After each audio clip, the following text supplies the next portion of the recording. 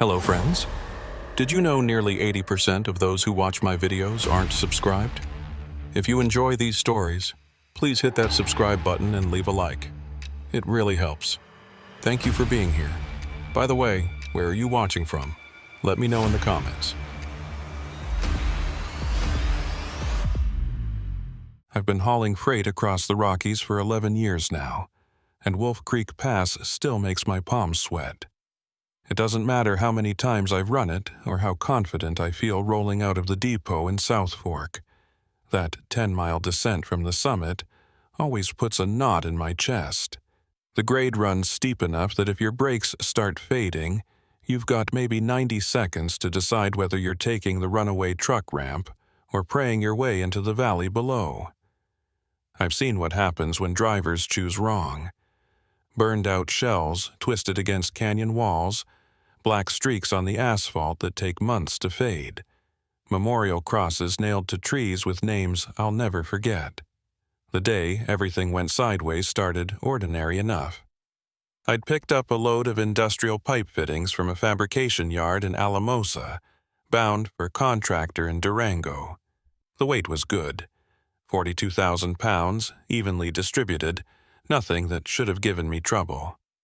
My rig was a 2019 Kenworth T680 with fresh brake pads, new drums, and a Jake brake that could drop me from 70 to 30 without touching the pedal. I'd done my pre-trip inspection twice, checked the airlines, tested the glad hands, walked the entire length of the trailer looking for anything loose or out of place. Everything was tight. Everything was perfect. Or so I thought. I left Alamosa just after noon, rolled through Monte Vista with a full tank and a thermos of coffee that tasted like burnt rubber but kept me sharp. The sky was that kind of endless Colorado blue, not a cloud in sight, and the radio played classic rock stations all the way to the base of the pass. I remember thinking it was going to be an easy run, the kind where you get home early and don't have to explain yourself to dispatch. I was wrong about that. Dead wrong. The climb up the western slope was uneventful. I kept it in 6th gear, let the engine work, and didn't push it. The altitude always steals a little power, but the Kenworth handled it fine. I passed a couple of RVs crawling along at 30 miles per hour, gave them a wide berth, and waved at a park ranger parked in a turnout near the summit. He waved back. Everything felt normal. Everything felt right.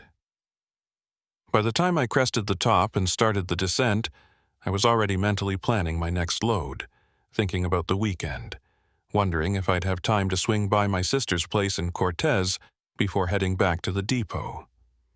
That's when I noticed the smell. Faint at first, just a whiff of something sharp and chemical, like burning plastic or overheated wiring. I sniffed the air inside the cab, checked the gauges, scanned the mirrors. Nothing looked off. No smoke, no steam, no dashboard lights screaming at me. I figured maybe it was coming from outside. Someone ahead of me riding their brakes too hard, or a wildfire smoldering somewhere in the distance. I cracked the window an inch and kept rolling. The descent on the eastern side of Wolf Creek is a different animal. The road doesn't just drop, it plunges, carving tight switchbacks through granite cliffs and dense pine forest. The posted speed limit for trucks is 15 miles per hour, and even that feels ambitious. I downshifted into 4th, engaged the Jake brake, and let the engine do the work. My foot hovered over the brake pedal, barely touching it, just enough to feel the resistance. That's the technique they drill into you in training. Let the transmission hold you back, save the brakes for emergencies, and never, ever ride them hard on a long grade. But the smell got stronger. By the second switchback, it wasn't faint anymore. It was thick, acrid, clawing at the back of my throat. I checked the mirrors again, and this time I saw it. A thin wisp of smoke curling up from the rear axle on the driver's side. Not a lot, but enough to make my stomach drop. I eased off the throttle even more, downshifted to 3rd, and started looking for a place to pull over. There's not a lot of shoulder on Wolf Creek, just narrow strips of gravel barely wide enough for a compact car, let alone a fully loaded semi. I needed space, and I needed it fast. The smoke thickened. Within 30 seconds, it went from a wisp to a steady stream, dark gray and rolling out from under the trailer like something was cooking down there. My heart started hammering. I checked the speedometer, 18 miles per hour and climbing, even though I was in third gear with the Jake brake maxed out. The weight of the load was pushing me forward, gravity doing what it does best, and the brakes weren't holding like they should. I pressed the pedal harder. It went halfway to the floor before I felt any bite, and even then, it was mushy, weak, like pushing on a sponge. Brake fade. That's what they call it when your brakes overheat and lose their stopping power. It happens when you ride them too hard on a long downhill, when the friction generates so much heat that the brake pads glaze over, and the drums expand just enough that the shoes can't grip anymore. It's one of the most dangerous things that can happen to a loaded truck on a mountain pass, and it was happening to me right now, in real time, with no easy way out. I tried pumping the brakes, short bursts to let them cool between applications, but it didn't help. The pedal kept sinking, the smoke kept pouring, and the speedometer kept climbing. 20 miles per hour, 22, 25. The next curve was coming up fast, a sharp right-hander with a guardrail that looked like it was made of toothpicks and hope. I downshifted to second, and the engine screamed in protest. The RPMs redlining, but it bought me a few precious seconds. The rig slowed just enough that I could wrestle it through the turn without flipping, but I could feel the trailer swaying behind me, the weight shifting, the tires scrubbing against the pavement as I fought to keep everything in line. That's when I saw the runaway truck ramp. It was about a quarter-mile ahead on the right side of the road, a long uphill strip of loose gravel designed specifically for situations like this. The idea is simple. If your brakes fail, you aim for the ramp, let the truck roll uphill into the gravel, and the combination of gravity and friction will bring you to a stop. In theory, it's foolproof. In practice, it's terrifying. I've heard stories of drivers who hit the ramp too fast and flipped their rigs end over end, or who missed it entirely and went off the edge instead. But right now, it was my only option. I aimed for the ramp, kept the wheel steady, and braced myself. The truck was doing 30 miles per hour by the time I reached the entrance, way faster than I wanted. But I didn't have a choice. The front wheels hit the gravel and the whole rig lurched violently to the right. The cab shaking so hard I thought my teeth were going to rattle out of my skull. The gravel was deep, up to the axles in some places, and it grabbed the tires like quicksand. I felt the deceleration immediately, a brutal, bone-jarring slowdown that threw me forward against the seatbelt hard enough to knock the wind out of me. The engine roared, the transmission howled, and the whole truck shuddered like it was coming apart at the seams. And then, just like that, we stopped. The nose of the Kenworth was buried in a gravel berm at the top of the ramp. The trailer jackknifed slightly behind me, but we were stopped. We were safe. I sat there for a long moment, hands still gripping the wheel, breath coming in short, ragged gasps, trying to process what had just happened. My heart was pounding so hard I could feel it in my ears, and my hands were shaking so badly I couldn't let go of the wheel even if I wanted to. I forced myself to breathe. Slow, deep breaths. In through the nose, out through the mouth. The cab smelled like burned rubber and hot metal, and when I finally looked in the mirror, I saw a cloud of smoke still pouring out from under the trailer. I needed to get out and assess the damage, but my legs didn't want to cooperate. It took me a full minute to unbuckle the seatbelt, another 30 seconds to open the door, and when I finally stepped down onto the gravel, my knees almost gave out. The rear axle on the driver's side was glowing, not figuratively, literally glowing, a dull orange-red that pulsed in the dim light under the trailer. The brake drum was so hot I could feel the heat radiating off it from 6 feet away, and the smell was overpowering. A mixture of scorched metal, burning rubber, and something else I couldn't identify. Chemical. Wrong. The kind of smell that makes your hindbrain scream at you to get away, get far away, right now. I backed up, pulled out my phone, and dialed dispatch. The call went through, but the connection was weak, crackling with static. I explained the situation as best I could: brake fade, runaway ramp, glowing drum, need a tow, and the dispatcher told me to sit tight, that they'd send someone out. Highway patrol would probably show up first, he said, just to make sure I was okay and to document the incident. Then a wrecker would come to haul the rig off the ramp and down to a shop in Pagosa Springs where they could inspect the brakes and figure out what went wrong. I hung up and stood there, staring at the glowing drum, trying to make sense of it. Brake fade happens, sure, but not like this. Not on a truck that had been inspected less than 8 hours ago. Not with fresh pads and new drums. Something was wrong. Something beyond just rider error or bad luck, but I couldn't put my finger on it. And the longer I stood there, the more uneasy I felt. Not scared, exactly, but off, like I was being watched. I turned around and scanned the tree line. Wolf Creek Pass is remote, surrounded by dense forest and steep terrain, and there's not a lot of human activity once you get away from the highway. But I couldn't shake the feeling that someone, or something, was out there, just beyond the edge of the trees, watching me, waiting. I told myself I was being paranoid, that the adrenaline dump from the near miss was making me jumpy, but the feeling didn't go away. If anything, it got stronger. 15 minutes later, I heard the first siren. A Colorado State Patrol cruiser came up the highway from the valley below, lights flashing, and pulled off onto the shoulder just below the runaway ramp. The driver's door opened, and a trooper stepped out. Tall, broad-shouldered, wearing the standard tan uniform and a flat-brimmed hat that cast his face in shadow. He climbed up the ramp toward me, moving slow and deliberate, and when he got close enough that I could see his face, I recognized him.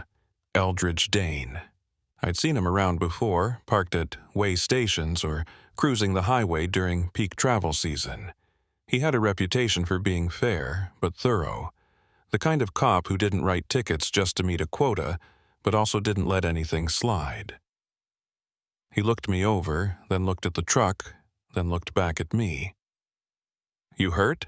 he asked. His voice was deep, calm, the kind of voice that probably worked wonders in tense situations. "No, sir," I said. "Just shaken up." He nodded, walked past me toward the trailer and crouched down to inspect the glowing drum. He didn't touch it. Nobody with half a brain would touch something that hot. But he got close enough that I saw his expression change. His jaw tightened, his eyes narrowed, and he stood up slowly, like he was trying not to make any sudden movements. "How long you been hauling?" he asked, still staring at the drum. 11 years, I said. "You ever seen brake fade this bad?" "No, sir. Not even close." He pulled a flashlight from his belt and shone it under the trailer, sweeping the beam back and forth along the axle, the brake lines, the suspension. He spent a long time looking at something near the front of the trailer, something I couldn't see from where I was standing, and when he finally stood up, his face was unreadable. "Who loaded your trailer?" he asked. "Fabrication yard in Alamosa," I said. "Why?" He didn't answer right away. Instead, he walked back down the ramp to his cruiser, popped the trunk, and pulled out a camera. When he came back up, he started taking pictures, dozens of them from every angle, focusing on the drum, the axle, the underside of the trailer, He didn't explain what he was doing, didn't ask for my input, just worked methodically like he was documenting evidence at a crime scene. "What's going on?" I asked. He lowered the camera and looked at me. "You ever check your weight before you left Alamosa?" "No," I said. "Didn't need to." Load was pre-weighed at the yard. Bill of lading said 42,000 pounds. "You sure about that?" I pulled the paperwork from my jacket pocket and handed it over. He scanned it quickly, then handed it back. "Get in your cab and check your weight distribution," he said. "Use your onboard scale if you've got one." I did. The Kenworth had an integrated scale system that could estimate the weight on each axle based on air pressure in the suspension. I climbed into the cab, powered up the system, and watched the numbers populate on the dash display. Front axle, 12,000 pounds. Normal. Rear drive axles, 34,000 pounds. Way over. Trailer axles, 18,000 pounds. Way under. The numbers didn't make sense. If the total load was 42,000 pounds, and the trailer axles were only carrying 18,000, that meant the weight was concentrated way too far forward, putting excessive strain on the drive axles and the brakes. But that shouldn't have been possible. The load had been secured by professionals, balanced and strapped according to DOT regulations. Unless... I climbed back out and told Dane what I'd found. He nodded, like he'd expected it. "Someone moved your load," he said, "or added to it." "What?" "Your weight's off, way off, and your brake lines." He paused, like he was choosing his words carefully. "They've been tampered with." My blood went cold. Tampered with? How? Small puncture in the rear line.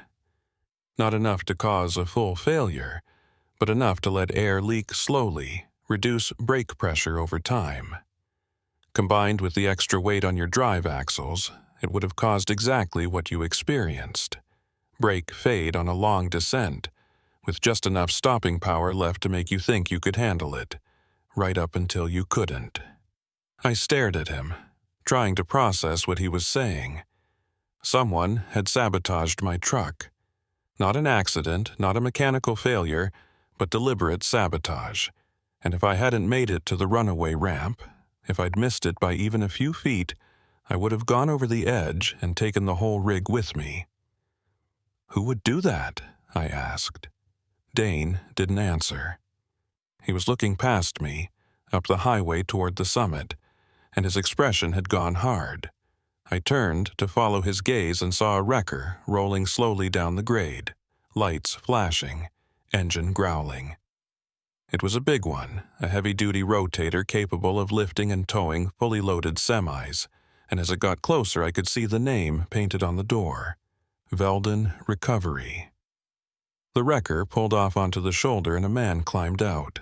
Short, wiry, wearing grease-stained coveralls and a baseball cap pulled low over his eyes. Hoyt Veldon. I didn't know him personally, but I'd seen his trucks around. He ran one of the few towing operations that serviced Wolf Creek Pass, and he had a reputation for being fast, efficient, and expensive. He walked up the ramp toward us, hands in his pockets, moving with the kind of casual confidence that comes from doing the same job 1,000 times. When he reached Dane, he nodded once, then looked at me. "Heard you had some brake trouble," he said. His voice was gravelly, worn down by years of cigarettes and mountain air. "That's putting it mildly," I said. He walked past me to inspect the truck, and I watched as he did the same thing Dane had done. Crouched down, looked under the trailer, spent a long time staring at something I couldn't see. When he stood up, he wiped his hands on his coveralls and looked at Dane. "You see what I'm seeing?" Veldon asked. Dane nodded. "Yeah." "What?" I asked. "What are you seeing?" Neither of them answered. Veldon walked back down to his wrecker and started pulling chains and rigging from the bed, while Dane pulled me aside, away from the truck, away from Veldon, far enough that we couldn't be overheard. "Listen," Dane said, keeping his voice low. "Something's not right here. The brake line, the weight distribution, the way your load shifted. None of it adds up. And Veldon," he paused. "He's been the first responder to 6 runaway incidents on this pass in the last 18 months. 3 of them were fatal. In every case, the trucks had the same issue: tampered brake lines and shifted loads." I felt my stomach twist. "Are you saying he's involved?" "I'm saying I don't trust coincidences," Dane said. "And I'm saying you need to be careful. Don't sign anything. Don't let him take your truck until I've had a chance to document everything. And if he asks you about your route or your cargo, tell him you need to call your lawyer first." "I don't have a lawyer." "Then lie." Dane walked back to his cruiser and started making calls, while Veldon continued rigging the record to my truck. I stood there, caught between them, trying to make sense of everything that had just happened. My truck had been sabotaged. Someone had tampered with my brakes, shifted my load, and sent me down Wolf Creek Pass with just enough stopping power to make it look like an accident. And now, the guy who was supposed to tow me to safety was potentially connected to multiple fatalities on this exact stretch of road. I wanted to run. I wanted to get in my truck, fire it up, and drive straight down the mountain. Brake, fade be damned. But I couldn't. The rig was stuck in gravel up to the axles, the brakes were shot, and even if I could move, Dane would probably arrest me for leaving the scene. So I stayed and I watched. And I waited for whatever came next. Veldon worked fast. Too fast. He had the chains hooked up and the wrecker's boom positioned in less than 10 minutes, moving with the kind of efficiency that comes from doing the same job hundreds of times. But there was something mechanical about the way he moved. Something that didn't quite fit. Most tow operators I've seen take their time. Double-check everything. Make conversation while they work. Veldon didn't say a word. He just hooked, tested, adjusted, and moved on to the next connection point like he was following a script he'd memorized years ago. Dane was still on the phone by his cruiser, his back turned to us, but I could see him glancing over his shoulder every few seconds. He was watching Veldon just as closely as I was, and that made my unease worse. If a state trooper with years of experience didn't trust this guy, why the hell was he the one towing my truck? I wanted to ask, wanted to pull Dane aside and demand answers, but I kept my mouth shut. Something told me that making a scene right now would be the wrong move. Veldon finished rigging the front of my Kenworth and walked back to check the trailer connections. He moved around to the driver's side, the same side where the brake drum was still glowing faintly, and crouched down. He stayed there for a long time, longer than seemed necessary, and when he finally stood up, he was holding something small in his gloved hand.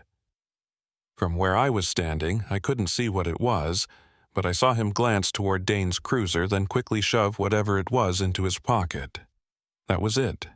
That was the moment I knew for certain something was wrong. I started walking toward him, my boots crunching on the gravel, and he must have heard me coming because he turned around fast, his expression neutral, but his eyes sharp. He didn't look guilty exactly, but he looked caught, like a kid who'd been reaching for the cookie jar and suddenly realized someone was watching. "Everything good?" I asked, keeping my tone casual. "Yeah," Veldon said. "Just checking your brake line connections. Making sure nothing's gonna leak during the tow. Find anything?" He stared at me for a beat too long, then shook his head. "Nope, everything's secure." I didn't believe him, but I also didn't know what to do about it. Accusing him outright would put me in a bad position, especially if I was wrong, but letting it slide felt even worse. I glanced back toward Dane, hoping he'd finished his call and could step in, but he was still on the phone, pacing back and forth near the front of his cruiser, his expression grim. Veldon walked past me toward his wrecker, pulling a clipboard from the passenger seat. "I'm going to need you to sign off on the tow," he said, flipping through a stack of forms. "Standard liability waiver, mileage log, damage assessment. Takes 2 minutes." I took the clipboard and scanned the forms. They looked legitimate enough, standard towing paperwork with all the usual disclaimers and legal jargon, but something about the way Veldon was watching me made my skin crawl. He wasn't just waiting for me to sign, he was studying me, reading my body language, looking for something. Hesitation, maybe, or compliance. "I need to call my dispatcher first," I said, handing the clipboard back. "Company policy. Can't sign anything without clearing it with them." Veldon's jaw tightened, just barely, but enough that I noticed. "Your dispatcher already approved the tow. That's why I'm here." "I still need to confirm," I said. "Won't take long." I pulled out my phone and stepped away, putting some distance between us. I didn't actually call dispatch. There was no point. They'd already sent Veldon, but I needed time to think. Something was wrong with this whole situation, and I was stuck in the middle of it with no clear way out. My truck was immobilized, my brakes were shot, and the only person who could get me off this mountain was a guy who'd just pocketed something from under my trailer after the state trooper told me not to trust him. Dane finally finished his call and walked back up the ramp toward us. His expression was unreadable, but I could see tension in the way he carried himself, like he was preparing for a confrontation. He stopped between me and Veldon, looked at the wrecker setup, then looked at Veldon. "You find anything unusual?" Dane asked. "Nope," Veldon said. "Standard brake fade. Driver rode them too hard on the descent. Happens all the time. That right?" Dane's tone was flat, neutral, but there was an edge underneath it. Veldon shrugged. "That's what it looks like to me." Dane nodded slowly, then turned to me. "You got a flashlight?" I did. I grabbed it from the cab and handed it over. Dane walked to the driver's side of the trailer, crouched down where Veldon had been standing earlier, and started inspecting the brake lines. He took his time, running his gloved fingers along the steel tubing, checking the fittings, examining every inch of the system. Veldon watched from a distance, arms crossed, expression still neutral but his posture stiff. After about 5 minutes, Dane stood up and motioned for me to come over.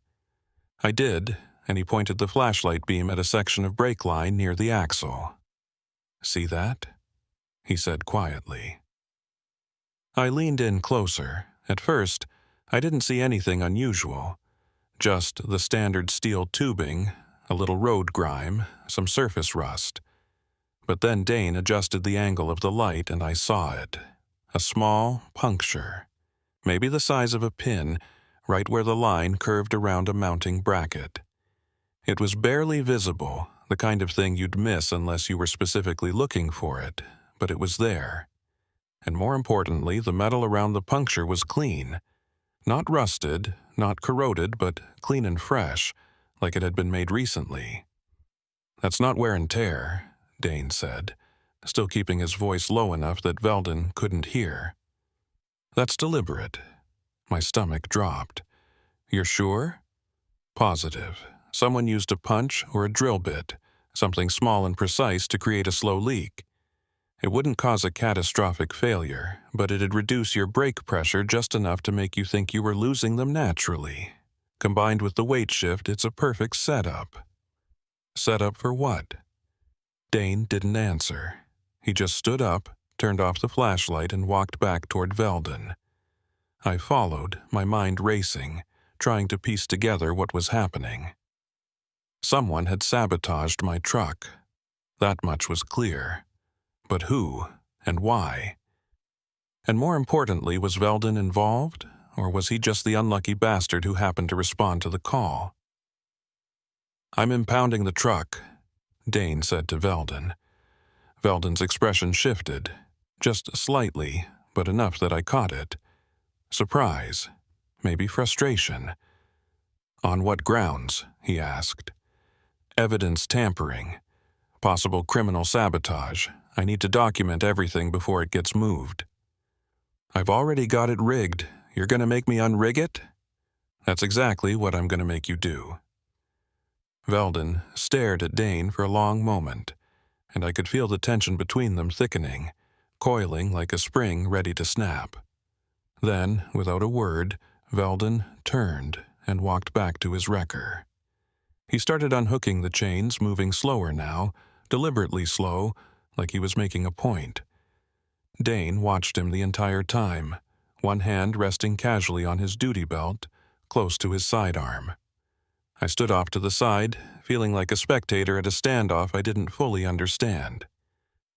My truck was evidence now, which meant I wasn't going anywhere anytime soon. But that also meant I was safe, at least for the moment. Whatever Veldon had been planning, Dane had just thrown a wrench into it. It took Veldon another 15 minutes to disconnect everything. When he finished, he walked back to Dane and handed him a business card. You want it towed, you call me. I'm the only operator on this pass with a rotator big enough to handle a loaded semi. I'll keep that in mind, Dane said, pocketing the card without looking at it. Veldon climbed into his wrecker, fired up the engine, and rolled back down the ramp onto the highway. He didn't look at me, didn't wave, didn't acknowledge my existence. Just drove away, heading west toward the summit, and disappeared around the first curve. The sound of his engine faded slowly, swallowed by the distance and the dense forest, and then it was just me and Dane standing on the runaway ramp in the fading afternoon light. What now? I asked. Now we wait, Dane said. I've got a forensic team coming up from Alamosa. They'll document everything, take samples, photograph the brake lines and the load. Then we'll figure out who had access to your truck and when. How long is that going to take? Could be a few hours. Could be overnight. He looked at me. You got somewhere to stay? Not really. I was planning on making Durango by nightfall. There's a motel in Pagosa Springs, about 20 miles down the mountain. I can give you a ride once the team gets here. I nodded, grateful but still uneasy. The adrenaline from the brake fade was starting to wear off, replaced by exhaustion and a creeping sense of paranoia. Someone had tried to kill me. That's what Dane was implying, even if he wouldn't say it outright. Someone had tampered with my truck, shifted my load, and sent me down one of the most dangerous mountain passes in Colorado, hoping I wouldn't make it to the bottom. And the only question that mattered now was, why? We stood there in silence for a while, listening to the wind move through the pines. The sun was starting to dip behind the peaks to the west, casting long shadows across the ramp, and the temperature was dropping fast. I could feel the cold seeping through my jacket, settling into my bones, and I realized I was shaking. Not from the cold, but from everything else, the fear, the confusion, the knowledge that I'd been inches away from dying and I still didn't know who'd put me there. You ever work with Veldon before? Dane asked suddenly. No, never even met him until today. What about your dispatcher? He ever mentioned Veldon's company? I thought about it. Not that I remember. Why? Just trying to connect dots. Dane pulled out a small notebook and started writing. How many people knew your route today? Dispatcher, obviously. The loader crew at the Alamosa yard. Maybe a couple other drivers at the depot. Why? You think one of them... I don't think anything yet, Dane said. But someone knew where you were going, what you were hauling, and when you'd be on Wolf Creek. That's not random, that's planned. A chill ran down my spine that had nothing to do with the temperature. I'd been driving trucks for over a decade, hauling everything from produce to heavy machinery, and I'd never once worried about someone targeting me. Sure, cargo theft happens, Hijackings happen, but sabotage? That was something else entirely. That was personal. You think Veldon's involved? I asked. Dane didn't answer right away. He just kept writing in his notebook, flipping pages, cross-referencing something. Finally, he looked up. 6 incidents in 18 months, he said. All of them on this pass. All of them involving loaded semis with brake failures. 3 fatalities, 2 serious injuries, 1 guy who walked away with nothing but psychological trauma. Every single time, Veldon Recovery was the first responder. That doesn't mean he's involved. Maybe he's just good at his job. Maybe, Dane said. Or maybe he's got a police scanner and knows exactly when and where to show up. Or maybe someone's feeding him information. Like who? That's what I'm trying to figure out. Another silence. I looked down at my truck, still half buried in gravel, and tried to imagine someone deliberately sabotaging it. Who would benefit from my death? Insurance fraud? Cargo theft? Revenge? None of it made sense. I was nobody. Just another driver hauling pipe fittings across the Rockies. Nothing special, nothing valuable, nothing worth killing over. Unless it wasn't about me at all. What if it's not personal? I said. What if someone's targeting drivers at random, just to see if they can get away with it? Dane looked at me, his expression unreadable. Then we've got a bigger problem than I thought. We heard the vehicles before we saw them. 2 SUVs coming up the highway from the east, moving fast. Emergency lights flashing. They pulled off onto the shoulder below the ramp, and 4 people climbed out. All wearing windbreakers with Colorado Bureau of Investigation printed across the back. Dane walked down to meet them, and I watched as he briefed them, pointing up at my truck, gesturing toward the brake lines, handing over his notes. One of them, a woman with short gray hair and wire-rimmed glasses, walked up the ramp toward me. She introduced herself as a field investigator and asked if I was injured. I told her I was fine, just shaken up, and she nodded sympathetically. Then she asked me to walk her through everything. When I'd picked up the load, where I'd stopped, who I'd talked to. Every detail I could remember. I did my best, but the more I talked, the more I realized how little I actually knew. I couldn't remember the names of the loader crew in Alamosa. I didn't know if anyone had been near my truck while I was inside the office signing paperwork. I hadn't checked the seals on the trailer doors because the load was supposed to be secure. That's normal, the investigator said, sensing my frustration. Most drivers don't expect sabotage. Why would you? You're just doing your job. So what happens now? I asked. We document everything. Photograph the truck, collect samples from the brake lines, check the load for tampering. Then we'll pull records from the Alamosa yard, security footage, employee logs, anything that might tell us who had access to your truck. It'll take time, but we'll figure it out. And in the meantime, you stay safe. Don't drive alone if you can help it. Don't take loads from unfamiliar shippers, and if anything feels off, call us immediately. She handed me a business card with her name and direct line. I pocketed the card and watched as the team got to work. They moved with practiced efficiency, setting up lights and cameras, cordoning off the area with yellow tape, treating my truck like a crime scene. Which I guess it was.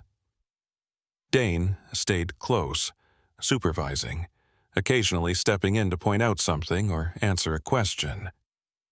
And I just stood there feeling useless and scared and angry all at once. The sun dropped below the horizon, and the temperature plummeted. One of the investigators brought me a thermal blanket and a bottle of water, and I wrapped myself up and sat on a boulder near the edge of the ramp, watching the team work. The lights they'd set up cast harsh shadows across the truck, making it look alien and unfamiliar, like it wasn't even mine anymore. And maybe it wasn't. Maybe it never would be again. Around 8 o'clock, Dane walked over and told me they were almost done. The forensic team had collected everything they needed, and they'd arranged for a different towing company, one based out of Durango, to come up in the morning and move the truck to a secure impound lot. He offered to drive me down to Pagosa Springs like he'd promised, and I accepted gratefully. We climbed into his cruiser and headed down the mountain. The descent was slow and careful, Dane taking the curves at half the posted speed limit, and I was grateful for it. I'd had enough adrenaline for one day. We didn't talk much during the drive. I stared out the window at the dark forest rolling past, and Dane kept his eyes on the road, occasionally checking his mirrors like he was watching for something. About halfway down, he spoke. "You ever hear of a guy named Merrick Bray?" I shook my head. "No, who's he?" "Driver out of Grand Junction. Ran loads through Wolf Creek maybe 3-4 years ago. Had a brake failure just like yours, only he didn't make it to the runaway ramp. Went off the edge near mile marker 168. Truck rolled 4 times before it hit bottom. He survived, barely, but he was never the same. Spent 6 months in a hospital, another year in physical therapy. Lost his CDL, lost his livelihood." Jesus. Yeah, and here's the thing. His truck had the same issue. Punctured brake line, shifted load, everything set up to look like an accident. But nobody investigated it, no forensic team, no CBI, nothing. Everyone just assumed it was driver error and moved on. "Why are you telling me this?" Dane glanced at me. "Because Veldon towed his truck too." My blood ran cold. "You think Veldon's been doing this for years?" "I think someone has. Whether it's Veldon or someone working with him, I don't know yet. But the pattern's there. And now that we've got evidence, we can start connecting the dots." We reached Pagosa Springs just after 9. Dane dropped me off at a small motel near the edge of town, a run-down place with flickering neon and cracked pavement. But it was clean and cheap, and I didn't care. He gave me his card and told me to call if I remembered anything else, or if anything unusual happened. I thanked him, checked into a room on the 2nd floor, and locked the door behind me. I didn't sleep that night. I lay in bed with the lights on, staring at the ceiling, replaying everything in my mind. The smell of burning brakes, the smoke pouring from the drum, the way Veldon had moved, calm and efficient, like he'd done it all before. The punctured brake line, the shifted load, the business card Dane had pocketed without looking at. And then I remembered something small, something I'd dismissed at the time but now felt significant. When I'd picked up the load in Alamosa, the yard foreman had mentioned that the original driver, the guy who was supposed to haul this load, had called in sick that morning. Last-minute cancellation, he'd said. They'd scrambled to find a replacement, and I'd been the only one available, which meant someone had known the original driver wasn't coming, and someone had made sure I was the one who took his place. I grabbed my phone and called Dane. He answered on the 2nd ring, his voice alert despite the late hour. "I just remembered something," I said, and I told him about the last-minute driver swap. There was a long pause on the other end. Then, "I'll follow up on that first thing in the morning. In the meantime, keep your door locked and don't open it for anyone." "I'm serious. Anyone." "You think I'm still in danger?" "I think someone went to a lot of trouble to put you on that mountain today, and if they're willing to sabotage a truck, they might be willing to do worse." He hung up, and I sat there on the edge of the bed, holding my phone, feeling the fear settle back into my chest like a weight. I checked the door lock 3 times, wedged a chair under the handle, and pulled the curtains closed. Then I sat with my back against the headboard, fully dressed, boots still on, and waited for morning. Somewhere outside, a semi rolled past on the highway. its engine rumbling low and steady. The sound faded slowly, swallowed by distance, and I wondered where that driver was headed. I wondered if they knew how lucky they were. And I wondered if I'd ever feel safe behind the wheel again. Morning came slow and gray. I'd managed maybe 2 hours of sleep, broken into 15-minute chunks, interrupted by every sound outside. Car doors slamming, voices in the parking lot, the ice machine groaning down the hall. Each time I jerked awake, I'd check the door, check the windows, check my phone for messages. Nothing. Just silence and the slow crawl of minutes toward dawn. Around 6:30, I gave up on sleep entirely and took a long shower, letting the hot water beat against my neck and shoulders until the motel's ancient water heater gave out. I dressed, packed my duffel, and sat on the edge of the bed waiting for Dane to call. He'd said he'd follow up on the driver swap first thing in the morning, but first thing in law enforcement time could mean anything from 7 a.m. to noon. I needed coffee and food, but I didn't want to leave the room in case he called. At 7:15, my phone rang. Dane's number. "I need you to come down to the station," he said, skipping pleasantries. "We found something." "What kind of something?" "The kind I can't talk about over the phone. There's a diner 2 blocks north of the Arcoleta County Sheriff's Office. Meet me there in 30 minutes. He hung up before I could ask questions. I grabbed my jacket, checked out of the motel, and drove my rental. A compact sedan the insurance company had arranged, through the quiet streets of Pagosa Springs. The town was small, built around hot springs and tourism, and at this hour it was mostly empty except for a few early risers heading to work. I found the diner easily enough, a retro-style place with chrome trim and vinyl booths, and Dane was already inside, sitting in a corner booth with a mug of coffee and a folder thick with papers. I slid into the seat across from him. He looked tired, like he'd been up all night, and there was a tightness around his eyes that hadn't been there yesterday. He pushed a menu toward me without saying anything, and I ordered coffee and eggs from a waitress who looked like she'd rather be anywhere else. Once she was gone, Dane opened the folder and pulled out a series of photographs. He laid them on the table between us, each one showing a different angle of my truck, the punctured brake line, the shifted load, the glowing drum. Then he pulled out another set of photos, older ones, grainy and slightly faded. Different trucks, different locations, but the same details. Punctured brake lines, shifted loads, the same mechanical fingerprint. "These are from the other incidents," Dane said, tapping the older photos. 4 of them, 2 from Wolf Creek, 1 from Monarch Pass, 1 from Red Mountain, all within the last 3 years, all involving drivers who had last-minute route changes or driver swaps, just like you. I stared at the photos, my stomach tightening. Someone's been doing this for 3 years? At least. Could be longer. These are just the ones where we have physical evidence. There could be others that were written off as accidents before anyone thought to look closer. He pulled out another document, a printed spreadsheet with names, dates, and locations. Here's the pattern. Every single incident involved a load originating from a specific set of fabrication yards or distribution centers, all of them in the San Luis Valley, Alamosa, Monte Vista, Del Norte, and every single time Veldon Recovery responded within 30 minutes.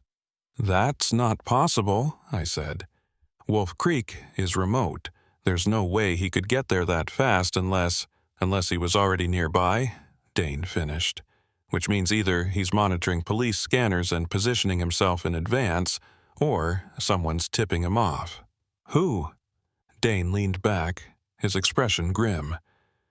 "That's what I spent all night trying to figure out.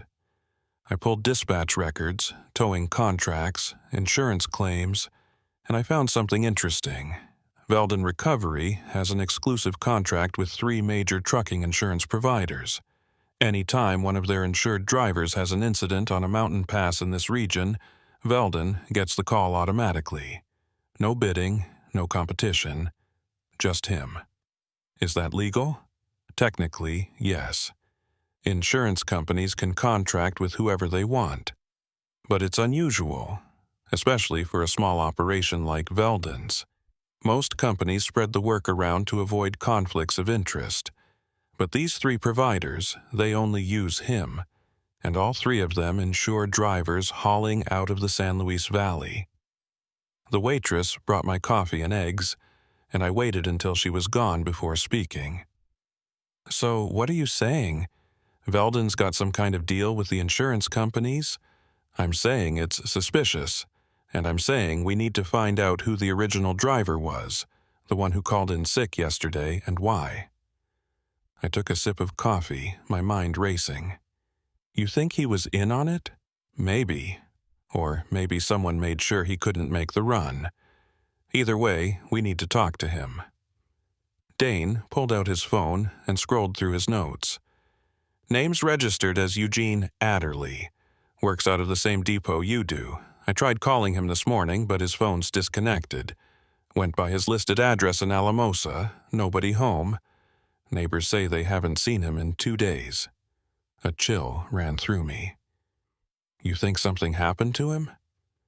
I think it's too much of a coincidence that he disappeared the same day you nearly died on Wolf Creek Pass. Dane gathered the photos and slid them back into the folder. I've got a bolo out on him, but in the meantime, I need you to think, did you notice anything unusual at the Alamosa yard? Anyone watching you? Anyone asking questions about your route? I thought back, trying to remember. The yard had been busy, forklifts moving pallets, loaders shouting over the noise of engines and air wrenches. I checked in at the main office, signed the paperwork, and waited while they loaded the trailer. Standard procedure. I hadn't noticed anyone paying particular attention to me, but then again, I hadn't been looking. There was a yard foreman, I said slowly. Older guy, maybe 60. He's the one who told me about the driver swap. Said Eugene had called in that morning.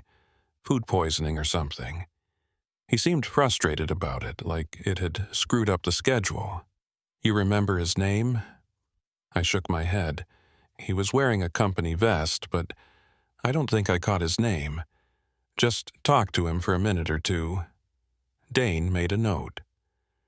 I'll pull employee records from the yard, see if anyone stands out. He paused. What about after the load? Did you stop anywhere between Alamosa and Wolf Creek? Just once. Gas station in Monte Vista. Filled up, used the restroom, grabbed a coffee, maybe 15 minutes total. You leave the truck unattended? Yeah, but I locked it.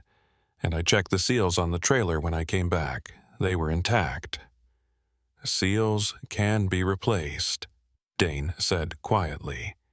If someone knew what they were doing, they could pop the original, shift the load, and put on a new one. You'd never know the difference unless you checked the serial numbers. My hands tightened around the coffee mug. The idea that someone had been inside my trailer, moving things around, sabotaging the weight distribution while I was inside a gas station buying coffee, it made my skin crawl. I'd been so careful, so thorough with my pre-trip inspection, and it hadn't mattered. They'd gotten to me anyway. So, what do we do now? I asked. Now, I keep digging. And you stay visible. Don't go anywhere alone. Don't take any loads until this is sorted out. And if you see Veldon or anyone associated with his company, you call me immediately, understand? I nodded. Dane slid a second business card across the table. This one with a different number written on the back in pen. That's my personal cell. It's on 24/7. If anything feels wrong, you use it. We finished our coffee in silence, and then Dane walked me out to the parking lot.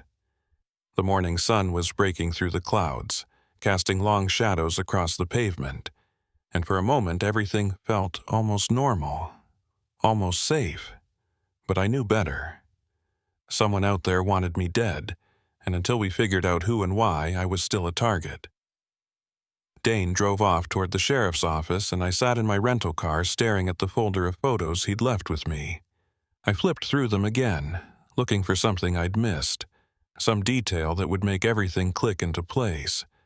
But all I saw were broken trucks and punctured brake lines and the faces of drivers who'd trusted the wrong people. I drove back to Alamosa. I don't know why. Dane had told me to stay put, to keep a low profile. But I needed to see the yard again, needed to walk through the space where my truck had been loaded and try to remember if I'd missed something. The drive took about an hour, and I spent most of it checking my mirrors, watching for vehicles that stayed too close or followed too long. Paranoia, maybe, but it felt justified. The fabrication yard looked different in daylight. Busier, louder, with trucks coming and going in a steady stream. I parked near the main office and walked through the gate, keeping my head down, trying not to draw attention. Nobody stopped me. Nobody even looked at me. I made my way to the loading area where my trailer had been staged, and I stood there, studying the ground, the tire tracks, the oil stains on the concrete. Nothing stood out. It was just a loading dock, same as 1,000 others I'd seen. But then I noticed something near the edge of the lot, partially hidden behind a stack of empty pallets. A security camera, old and dusty, its lens pointed toward the loading area. I walked over to it, checked the angle. It had a clear view of where my truck had been parked. I went back to the main office and asked the clerk behind the counter about the security footage. She was a younger woman, early 20s, with purple streaks in her hair and a name tag that said Bryn. She looked at me like I'd asked her to solve a calculus equation. "We don't really use those cameras," she said. "They've been broken for like 2 years. Company keeps saying they'll fix them, but," she shrugged. "All of them are broken?" "I think so. I mean, I've never seen anyone check the footage. Why?" I didn't answer. I just thanked her and walked back outside. If the cameras were broken, that meant there was no way to verify who'd been near my truck while it was being loaded. No way to prove or disprove tampering. Convenient. Too convenient. I was heading back to my car when I saw him. The yard foreman from yesterday, the one who'd told me about Eugene calling in sick. He was standing near the maintenance shed, talking to someone I couldn't see, his back turned to me. I started walking toward him, planning to introduce myself properly, ask him a few questions about the loading process. But before I could get close, he turned around and I got a clear look at his face. He wasn't the same guy. Same build, same age range, same company vest. But the face was different. Narrower, with a scar running across his left cheek that I definitely would have remembered. I stopped mid-stride, confused, and he noticed me staring. His expression shifted, just slightly, but enough that I saw it. Recognition, not friendly recognition, the kind that says, "I know who you are, and I wasn't expecting to see you here." He said something to the person he'd been talking to, then turned and walked quickly toward the back of the yard, disappearing between 2 rows of stacked containers I didn't follow. Something about the way he'd moved, the speed and purpose of it, told me that approaching him would be a mistake. I got back in my car and called Dane. He answered immediately. "I'm at the Alamosa yard," I said, "and I think I just saw the foreman who loaded my truck yesterday, except it's not the same guy." "What do you mean, not the same guy?" "I mean the person I saw yesterday and the person I just saw now. They're 2 different people. Same vest, same position, but different faces." There was a pause. "You're sure?" "Positive. The guy yesterday had a round face, no visible scars. This guy had a scar across his cheek. I would have remembered that." "Stay where you are," Dane said. "Don't approach anyone. I'm on my way." He hung up, and I sat in the parking lot, engine running, watching the entrance to the yard. My heart was pounding, my palms sweaty on the steering wheel. Someone was impersonating yard staff. Someone had access to company vests and credentials and knew exactly when and how to insert themselves into the loading process, which meant this wasn't just opportunistic sabotage. This was organized, planned, professional. 20 minutes later, Dane's cruiser pulled into the lot, followed by a second unmarked vehicle. Dane got out, along with a plainclothes investigator I recognized from yesterday's forensic team. They walked over to my car, and I stepped out to meet them. "Show me where you saw him," Dane said. I led them to the maintenance shed, pointing out where the fake foreman had been standing. The area was empty now, no sign of anyone. But Dane and the investigator started searching anyway, checking the ground, the shed, the stacked containers. After a few minutes, the investigator called out from behind one of the containers. "Got something." We hurried over. He was holding a company vest, the same kind the yard workers wore, but this one had been discarded behind the container, half buried in gravel. Dane pulled on a glove and examined it. The name tag was still attached. Foreman R. Sutter. "Sutter's the actual foreman," the investigator said, checking his phone. "Works day shift. Been with the company for 8 years. I'll call him, see if he's missing a vest." Dane bagged the vest as evidence, and we walked back toward the main office. On the way, he asked me to describe the fake foreman in detail. Height, weight, distinguishing features, anything that might help identify him. I did my best, but the truth was, I hadn't gotten a great look. He'd been wearing a cap pulled low, and I'd only seen him for a few seconds before he disappeared. The investigator got off the phone. "Sutter says his spare vest went missing last week. He reported it to management, but nothing came of it. Figured someone just grabbed it by mistake." "Last week," Dane repeated, his jaw tight. "So someone's been planning this for at least 7 days, maybe longer." We spent another hour at the yard, interviewing workers, checking records, trying to find anyone who'd seen the fake foreman or noticed anything unusual. Nobody had, or if they had, they weren't saying. The yard employed dozens of people, most of them contractors or temps, and the turnover was high enough that unfamiliar faces didn't raise red flags. By early afternoon, we'd hit a dead end. Dane told me to go back to the motel in Pagosa Springs, stay put, and let him handle the investigation. I wanted to argue, wanted to be useful, but I could see the exhaustion in his eyes, and knew he didn't need me underfoot.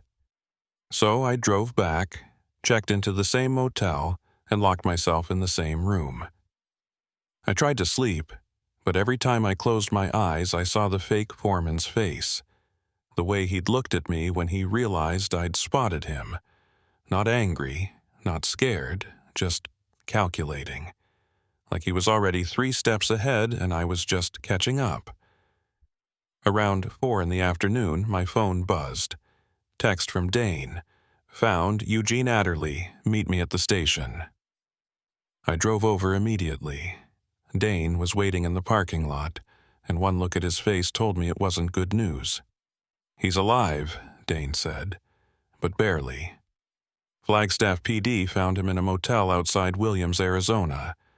Severe dehydration, possible drug overdose. He's in the ICU now, unconscious. Can't talk, might not wake up." Arizona? What the hell was he doing in Arizona? That's what I want to know.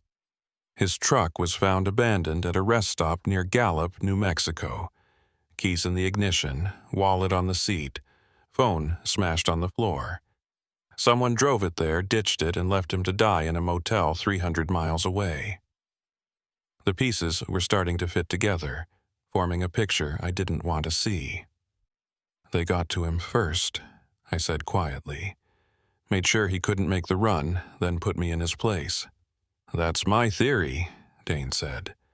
"Question is, why you? What made you the target?" I didn't have an answer. I'd been asking myself the same question since yesterday, and I still couldn't come up with anything that made sense. I was just a driver. No enemies, no debts, no reason for anyone to want me dead. Unless, what if it's not about me? I said. What if I'm just convenient? Someone who'd take a last-minute load, no questions asked. Someone expendable. Dane nodded slowly. Random selection. They don't care who dies as long as someone does. But why? What's the point? Insurance fraud, maybe. Or intimidation. Could be someone's trying to drive up insurance rates, force companies out of business, corner the market on towing contracts. Could be 100 different motives. He paused. Or it could be someone who just likes watching trucks burn. A chill ran through me. I'd heard stories about people like that. Arsonists, saboteurs, people who got off on destruction and chaos. But those were supposed to be rare, outliers. The kind of psychopaths you read about in true crime books. Not the kind of people who operated in broad daylight, impersonating yard workers and puncturing brake lines on mountain passes. We'll figure it out, Dane said, though his voice didn't carry much conviction. In the meantime, you need to lay low, I mean it. No driving, no going back to that yard, no contact with anyone from your company until we sort this out. I agreed, and Dane walked me back to my car. As I drove away, I watched him in the rearview mirror, standing in the parking lot, phone pressed to his ear, shoulders hunched against the wind. He looked small, suddenly, overwhelmed, like he was fighting a battle he couldn't win. That night, I sat in the motel room with all the lights on, my phone on the nightstand, Dane's business card next to it. I kept thinking about Eugene Adderley, lying in a hospital bed 3 states away, tubes and monitors keeping him alive. I kept thinking about the fake foreman, the way he'd vanished between the containers like smoke. I kept thinking about Veldon, his calm efficiency, the something he'd pocketed from under my trailer. And I kept thinking about the runaway ramp, the way my truck had shuddered to a stop, the glowing drum casting orange light across the gravel. How close I'd come. How easily it could have gone the other way. I didn't sleep that night either. 3 days passed. 3 days of sitting in that motel room, staring at the walls, jumping at every sound in the hallway. Dane called twice a day with updates, but the updates were always the same. No new leads, no arrests, no breakthrough. Eugene Adderley was still unconscious in Flagstaff. The fake foreman had vanished completely. No hits on facial recognition, no matches in any database. The stolen vest had yielded no useful prints or DNA. Veldon was still operating his towing business like nothing had happened, and without hard evidence linking him to the sabotage, there was nothing Dane could do except watch and wait. I was going stir-crazy. I'd never been good at sitting still, and 3 days of forced inactivity felt like 3 months. I'd watched every movie on the motel's cable lineup, read the same magazine 4 times, and worn a path in the carpet from pacing. My dispatcher had stopped calling after the first day. Dane had contacted the company and told them I was cooperating with an ongoing investigation, and they'd agreed to put me on unpaid leave until things were resolved. No pressure, they'd said. Take all the time you need. But I could read between the lines. The company was worried about liability, about being associated with a driver who'd been targeted by saboteurs. They wanted me gone, at least temporarily, and maybe permanently if this dragged on much longer. On the 4th morning, my phone rang. Unknown number. I almost didn't answer. Dane had warned me about potential harassment or threats, but curiosity got the better of me. "Is this Thatcher Kincannon?" The voice was male, older, with a slight rasp like he'd spent a lifetime smoking. "Who's asking?" "My name's Harlan Grise. I'm an attorney. I represent someone who has information about what happened to you on Wolf Creek Pass." I sat up straighter. What kind of information? The kind that could help put the people responsible behind bars. But my client needs assurances before they'll talk. Protection, immunity from prosecution, relocation assistance, the works. Why are you calling me? Shouldn't you be talking to the state patrol? My client doesn't trust law enforcement. They've seen too many cases where witnesses end up dead or disappeared. But they trust you. Or at least they trust that you have a vested interest in seeing justice done. I don't understand. Who's your client? Can't tell you that over the phone. But if you're willing to meet, I can arrange a face-to-face. Neutral location, public place, whatever makes you comfortable. Every instinct I had screamed that this was a trap. But another part of me, the part that was desperate for answers, desperate to understand why someone had tried to kill me, wanted to hear what this person had to say. I need to talk to Sergeant Dane first, I said. Of course, but do it quickly. My client is scared, and scared people don't stay brave for long. You've got 48 hours. He hung up before I could respond. I immediately called Dane and told him about the conversation. He was quiet for a long moment. It could be legitimate, he said finally. Or it could be someone trying to lure you out into the open. Hard to say without more information. So what do I do? Let me run the name. Harlan Grise. See if he's a real attorney, check his credentials. Find out who he's represented in the past. If he checks out, we'll set up a meeting, but on our terms, with backup nearby. You don't go anywhere alone. Clear? Clear, Dane called back 2 hours later. Harlan Grise is real. He's a defense attorney out of Durango, been practicing for 30 years. Mostly represents white-collar criminals, fraud, embezzlement, that kind of thing. But he's also handled a few whistleblower cases.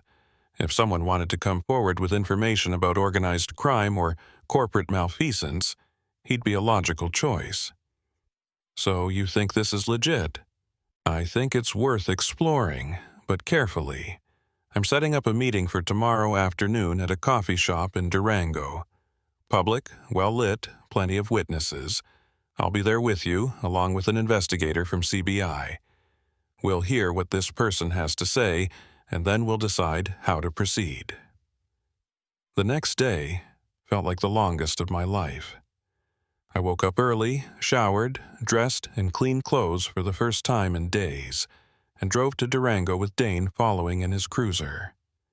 The coffee shop was in the historic downtown area, a brick building with big windows and outdoor seating. Dane parked across the street, and we went inside together. The CBI investigator, a tall woman named Moss, who I'd met briefly at the impound lot, was already there, sitting at a corner table with a laptop open in front of her. At exactly 2 o'clock, Harlan Grise walked in.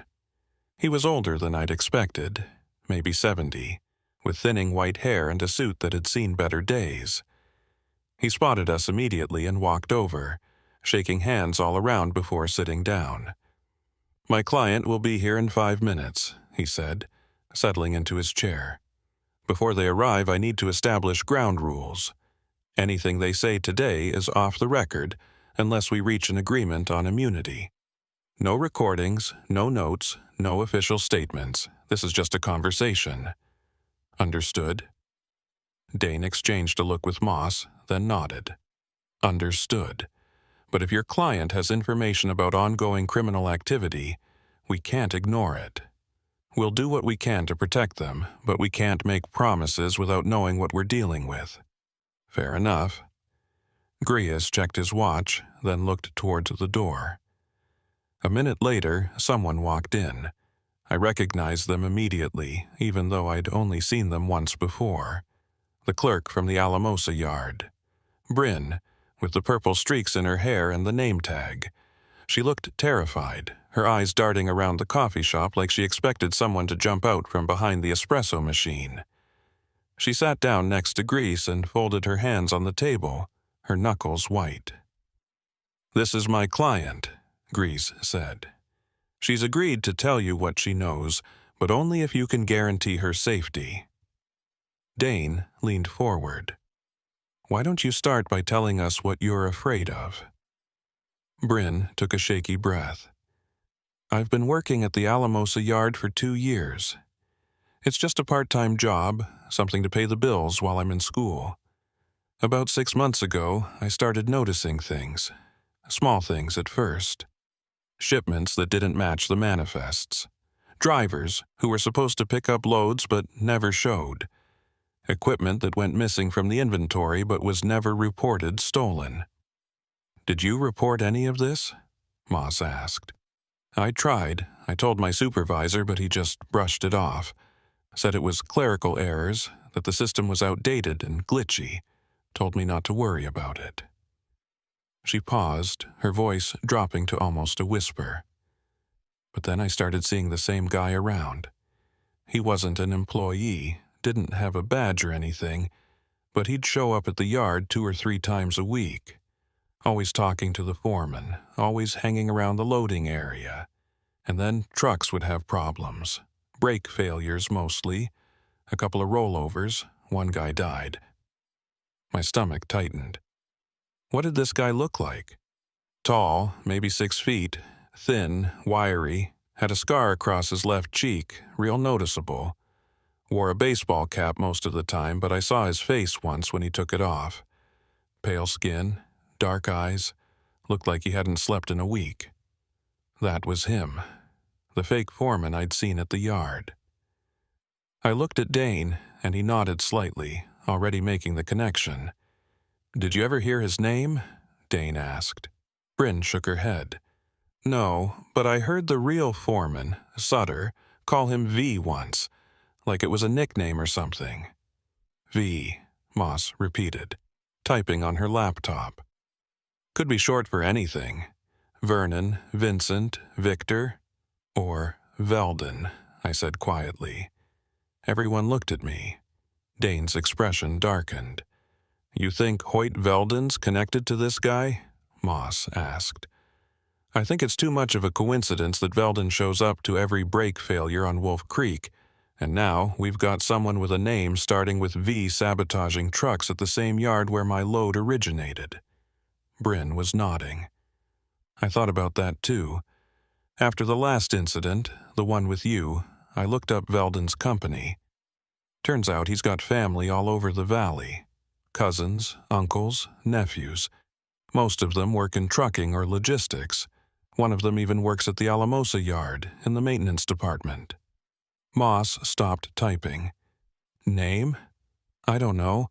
I just saw it on an employee roster once, but I can get it for you if you give me access to the system. Dane pulled out his phone and stepped away to make a call. Moss continued questioning Bryn, asking about dates, times, any other suspicious activity she'd witnessed. I sat there trying to process everything. It was starting to make sense. A network of people working together, Veldon on the outside, handling the towing and insurance claims, while someone on the inside sabotaged trucks to create a steady stream of business. It was elegant in a sick way, and profitable. Towing a loaded semi off a mountain pass could run $10,000, $15,000 easy. Multiply that by a dozen incidents a year, and you were looking at serious money. Dane came back. I've got a warrant being drawn up now. We're going to raid Veldon's shop tonight, pull his records, see what we can find. And we're going to bring in every employee at the Alamosa yard for questioning. What about me? Bryn asked, her voice small. You're going into protective custody, Moss said. We'll set you up in a safe house until this is over. No one will know where you are except us. Grease looked satisfied. And the immunity agreement? We'll draft something by end of day, Dane said. She cooperates fully, testifies if it goes to trial, and we'll keep her name out of the public record. Best we can do. Bryn nodded, relief washing over her face. Grise stood, shook hands with Dane and Moss, and led Bryn out of the coffee shop. I watched them go, and then I turned to Dane. You really think you'll find something at Veldon's shop? I think we'll find enough to make an arrest, Whether it sticks is another question. But yeah, I think we've got him. The raid happened that night. I wasn't there. Dane made it clear I needed to stay out of the way, but he called me around midnight with the results. They'd found documents linking Veldon to shell companies that owned the insurance providers I'd mentioned earlier. They'd found records of cash payments to employees at multiple fabrication yards across the San Luis Valley. And they'd found a laptop with detailed plans for future incidents, including photos of trucks, driver schedules, and route maps. Hoyt Veldon was arrested on charges of conspiracy, fraud, and attempted murder. The guy with the scar, identified as Veldon's nephew, a man named Virgil Talmadge, was picked up at a motel in Cortez. Eugene Adderley woke up 2 days later and confirmed that Talmadge had approached him in a bar, bought him drinks, and slipped something into his beer. He remembered feeling sick, remembered getting into his truck to drive home, and then nothing until he woke up in the hospital. The case made regional news.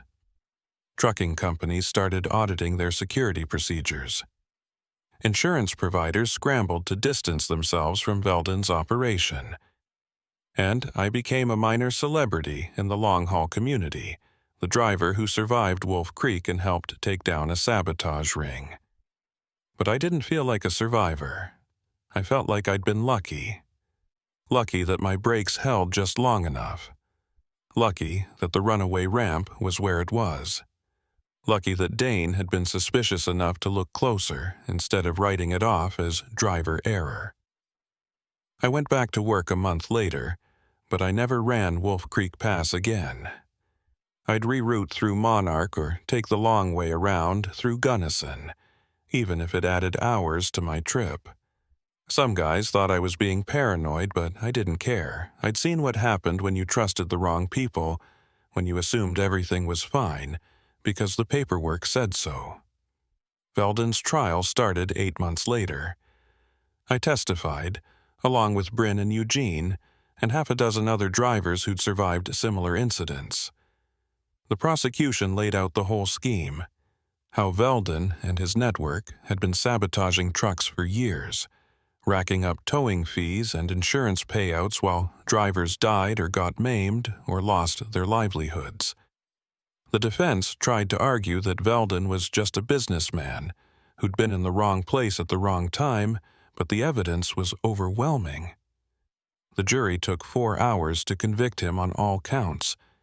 He got 30 years, no parole. Talmadge got 20. Several employees from the Alamosa yard took plea deals and got lighter sentences in exchange for testimony. And me? I kept driving. Different routes, different loads, but the same rig. I had the Kenworth fully rebuilt after the investigation. New brakes, new drums, new everything.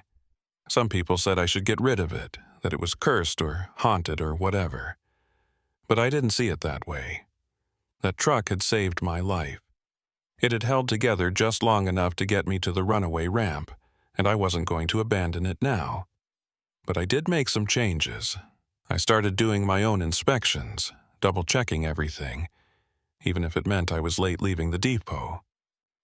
I installed my own security cameras on the trailer, tiny wireless units that fed to my phone so I could monitor the load in real time.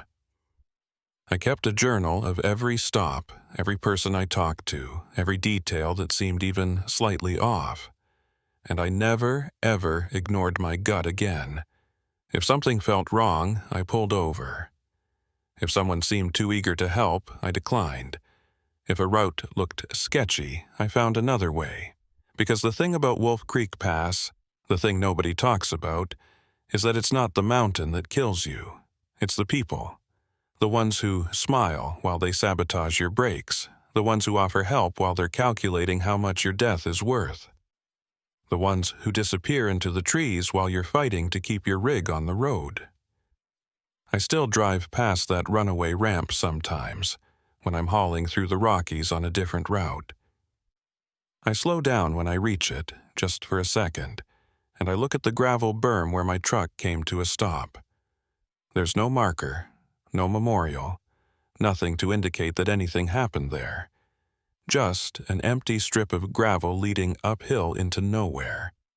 But I remember, and every time I shift into low gear on a mountain descent, every time I feel my brakes start to fade, every time I catch a whiff of something burning, I remember how close I came, how easily it could have gone the other way.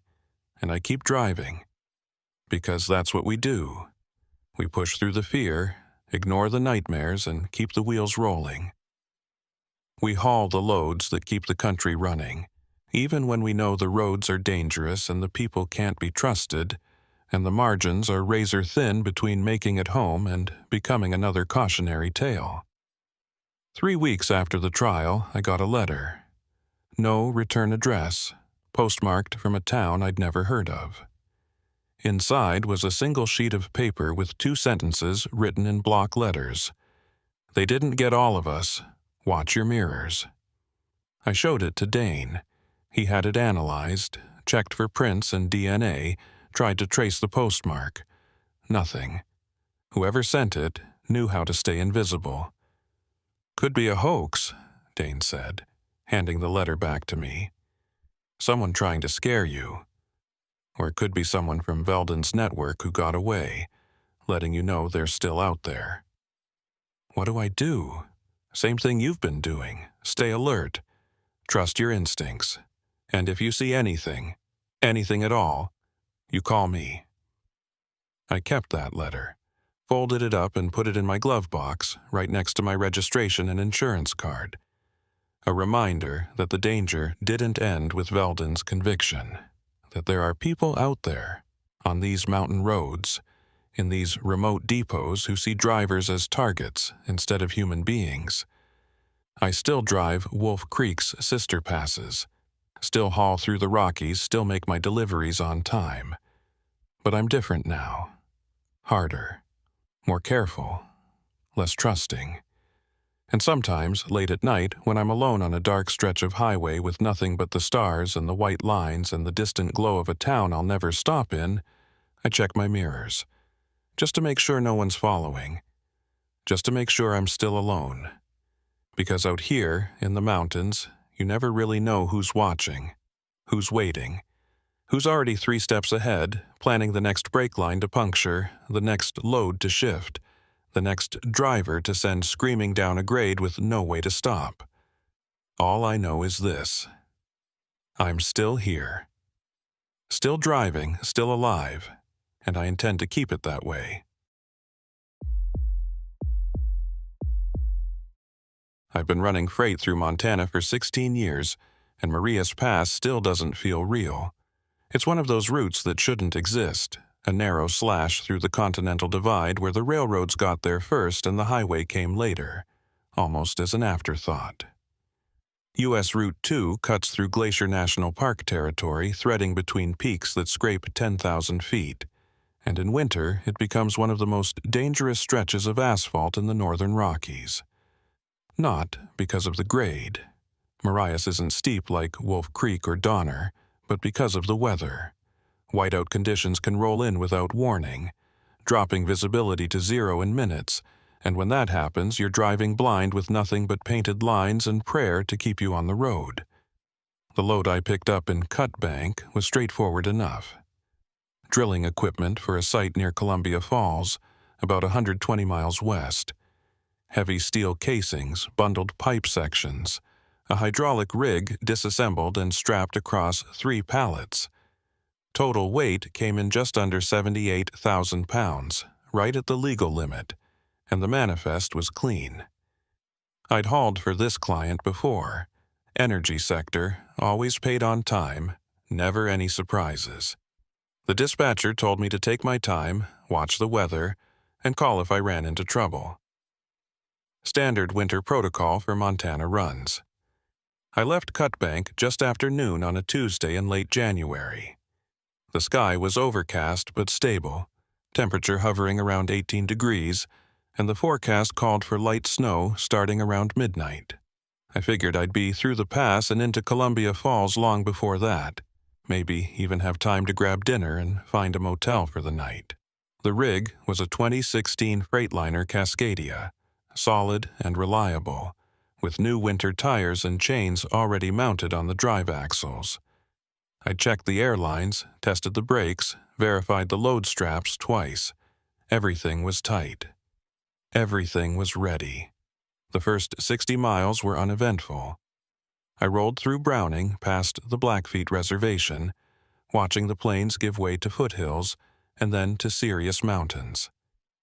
The road stayed mostly straight through that section, following the railway that parallels Route 2 for most of its length, and I kept the rig at a steady 55, letting the Jake brake handle most of the minor grades. Traffic was light, a few passenger vehicles, a couple of RVs heading east, no other semis. That wasn't unusual for this time of year. Most drivers avoid Marias in winter if they can help it, rerouting south through Missoula or north through Shelby, even if it adds 100 miles. But I knew the pass, respected it, and figured I could handle whatever it threw at me. The Waze station sat at the eastern approach to the pass, about 10 miles past the park boundary. It's a mandatory stop for all commercial vehicles. Montana DOT doesn't mess around with weight enforcement, especially on mountain routes where overloaded trucks can turn into runaway disasters. I pulled off onto the scale platform, watching the digital readout flash as the system calculated my weight. The booth was small, just a concrete block building with narrow windows and a speaker mounted on a pole. I'd been through this station maybe 30 times over the years, always the same routine. Pull onto the scale, wait for the green light, proceed if everything checks out, or pull into the inspection bay if they want a closer look. The speaker crackled. Shut down your engine and step inside. That was unusual. Normally they just gave you a green light or waved you into the bay for a quick visual inspection. Having to go inside meant paperwork, questions, maybe a full inspection if they suspected something was off. I killed the engine, grabbed my logs and manifest and walked across the frozen lot to the booth. The guy behind the counter was someone I'd never seen before. Mid-50s, broad shoulders, wearing a Montana DOT uniform with a name tag that read Q. Drummond, Weighmaster.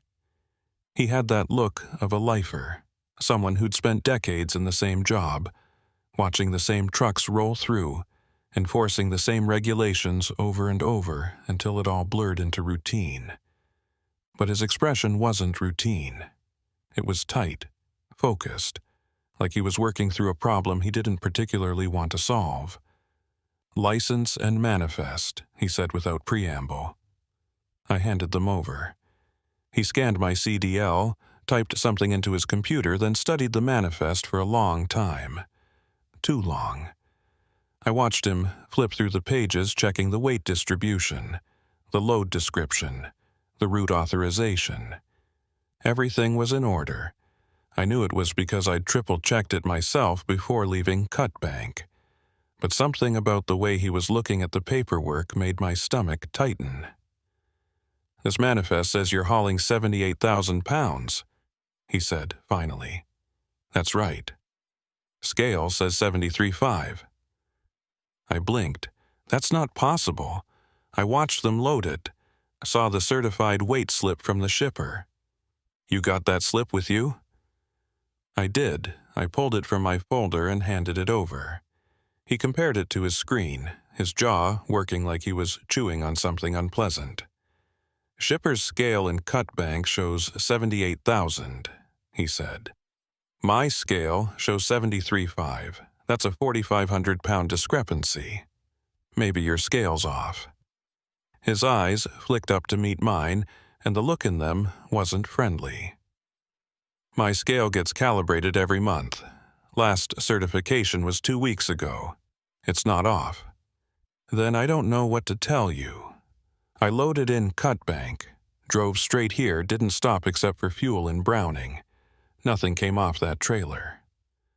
Drummond set the manifest down and leaned back in his chair. "You mind if I take a look at your load?" It wasn't really a question. I nodded, and he grabbed a jacket and a flashlight from a hook near the door. We walked back out into the cold, and I followed him around to the rear of the trailer. The seals were intact. I checked them in Browning when I fueled up, but Drummond examined them anyway, running his gloved fingers over the metal clips, checking the serial numbers against the manifest. "Seals match," he said, almost to himself. Then he walked along the driver's side of the trailer, tapping the panels with his flashlight like he was listening for hollow spots. When he reached the front section, near the gap between the cab and the trailer, he stopped and crouched down. I watched as he shone his light into the undercarriage, moving the beam slowly across the suspension, the landing gear, the support beams. "You haul refrigerated loads?" he asked. "Sometimes. Why?" "You've got a reefer bracket on this trailer." "Yeah, it's a combo unit. Can run dry or refrigerated depending on the load." He stood up, brushing snow off his knees. "Reefer unit adds weight, usually around 1,800 pounds. That's factored into your tear weight, right?" "Should be. The trailer was weighed empty last month. That's the baseline they use for calculating load weight." Drummond nodded slowly, like he was turning something over in his mind. Then he walked back to the rear of the trailer and studied the doors. "I need you to break the seal and open it up."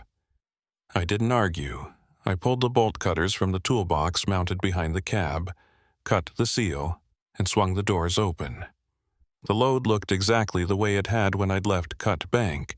Steel casings strapped tight, pipe sections bundled and secured, hydraulic rig components nested on pallets with heavy-duty webbing holding everything in place. Nothing had shifted. Nothing was missing. Everything was exactly where it was supposed to be. Drummond climbed up into the trailer and started inspecting the load, checking the straps, tapping the pallets, measuring the spacing between sections. He spent a good 10 minutes doing this, methodical and thorough, and I stood there freezing my ass off, wondering what the hell he was looking for. Finally, he climbed back down and closed the doors. "Load looks secure," he said, "but you're still 4,500 pounds light." "So, what does that mean?" "Means either the shipper's scale was wrong, or something came off your trailer between Cut Bank and here," he paused. "Or the load wasn't what the manifest said it was." I felt a spike of anger. "Are you accusing me of something?" "I'm saying the numbers don't match, and when the numbers don't match, I have to file a report. Could be an honest mistake. Could be something else. Either way, I need to document it." "And then what?" "Then you're free to go. But I'm flagging this shipment in the system. If you get stopped at another weigh station and the weight's still off, you're going to have a problem." He walked back to the booth and I followed, my mind racing. 4,500 pounds. That wasn't a rounding error or a calibration issue. That was real, measurable weight that had somehow vanished between Cut Bank and Marias Pass. But how? The seals were intact. The load hadn't shifted. Nothing had fallen off. I would have noticed, would have heard it, would have felt the change in how the rig handled. Drummond printed out a weight receipt and handed it to me, along with my license and manifest. "Drive safe," he said, and there was something in his tone that I couldn't quite read. Not hostility exactly, more like concern, or maybe warning. I walked back to my rig, climbed into the cab and sat there for a minute, staring at the weight receipt. 73,500 pounds. The number stared back at me, accusing, impossible. I pulled out my phone and called the dispatcher in Cut Bank, but the call went straight to voicemail. I tried the shipping coordinator at the drill site in Columbia Falls, but got the same result. It was mid-afternoon on a Tuesday. Someone should have been answering, but all I got was silence and automated messages. I started the engine and pulled back onto Route 2, heading west toward the summit. The sky had darkened while I was at the weigh station, clouds rolling in thick and low, and the first snowflakes were starting to fall. Not heavy yet, just a light dusting that swirled in the headlights, but I knew how fast that could change. Montana weather doesn't ease into storms. It detonates them. The road started to climb. Not steeply, but steadily. The grade pulling at the Freightliner as we wound through dense pine forest and open meadows buried under snow. I kept it in 8th gear, letting the engine work, watching the temperature gauge and the mirrors. Everything felt normal. The rig handled the same way it always did. The weight distribution felt right. The trailer tracked straight behind me. Whatever had happened to those missing 4,500 pounds, it wasn't affecting how the truck drove, but I couldn't stop thinking about it. Couldn't stop running through the possibilities. The shipper's scale was wrong. Drummond's scale was wrong. Something fell off the trailer and I didn't notice. The manifest was falsified. None of those options made sense, but one of them had to be true. Weight doesn't just disappear. The laws of physics don't take coffee breaks. 10 miles past the way station, I saw another semi parked on the shoulder. Big Peterbilt, older model, covered in road grime and snow. No lights, no hazards, just sitting there like it had been abandoned. I slowed down as I passed, looking for signs of trouble. Flat tire, broken axle, driver in distress, but I didn't see anything. No driver in the cab, no footprints in the snow around the truck, no indication that anyone had been there recently. Just an empty rig sitting on the shoulder of a mountain pass in the middle of nowhere. I thought about stopping, about checking to see if someone needed help, but something made me keep driving. Maybe it was the weather, which was getting worse by the minute. Maybe it was the weird interaction at the way station. Or maybe it was something else, some instinct I couldn't name that told me stopping would be a mistake. 5 miles later, I saw another one. Different make, different color, but the same setup. Parked on the shoulder, no lights, no driver, no signs of distress or activity. This one had snow piled up around the tires like it had been sitting there for days, and when I passed I could see frost on the inside of the windshield. Abandoned, forgotten. 2 abandoned trucks in 5 miles. On a major highway, in winter. That wasn't normal. That wasn't normal at all. I tried calling dispatch again, still voicemail. Tried calling Drummond at the way station, but the number I'd written down didn't go through. Just a robotic voice saying the number was out of service. I pulled up the Montana DOT website on my phone, trying to find an alternate contact. But the signal was weak and the page wouldn't load. The snow was getting heavier. What had started as a light dusting was now a steady fall, big flakes that stuck to the windshield and piled up on the mirrors. Visibility dropped from a quarter mile to 100 yards to 50. I flicked on the headlights, the fog lights, the clearance lights, trying to make myself as visible as possible to anyone coming up behind me. Not that there was anyone behind me. I hadn't seen another vehicle, moving or parked, in 20 minutes. The road curved through a narrow cut between 2 rock faces, and as I came around the bend, I saw something that made my blood run cold.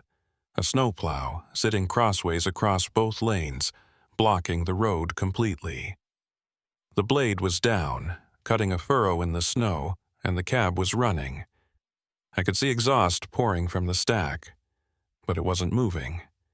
Just sitting there, engine idling, lights off, blocking the pass. I hit the brakes and the Freightliner slowed to a crawl. I stopped about 50 feet from the plow, put the rig in neutral, and engaged the parking brake. Then I grabbed my flashlight and climbed out. The wind hit me like a fist. Not just cold, but vicious, sharp enough to cut through my jacket and steal my breath. I pulled my collar up and walked towards the plow, boots crunching through snow that was already shin-deep. As I got closer, I could see someone in the cab, a figure silhouetted against the faint glow of the dashboard. They weren't moving. I knocked on the door, no response. I tried the handle, and it opened easily, and when the dome light came on, I saw him. An older man, maybe 65, wearing a highway department uniform and a heavy parka.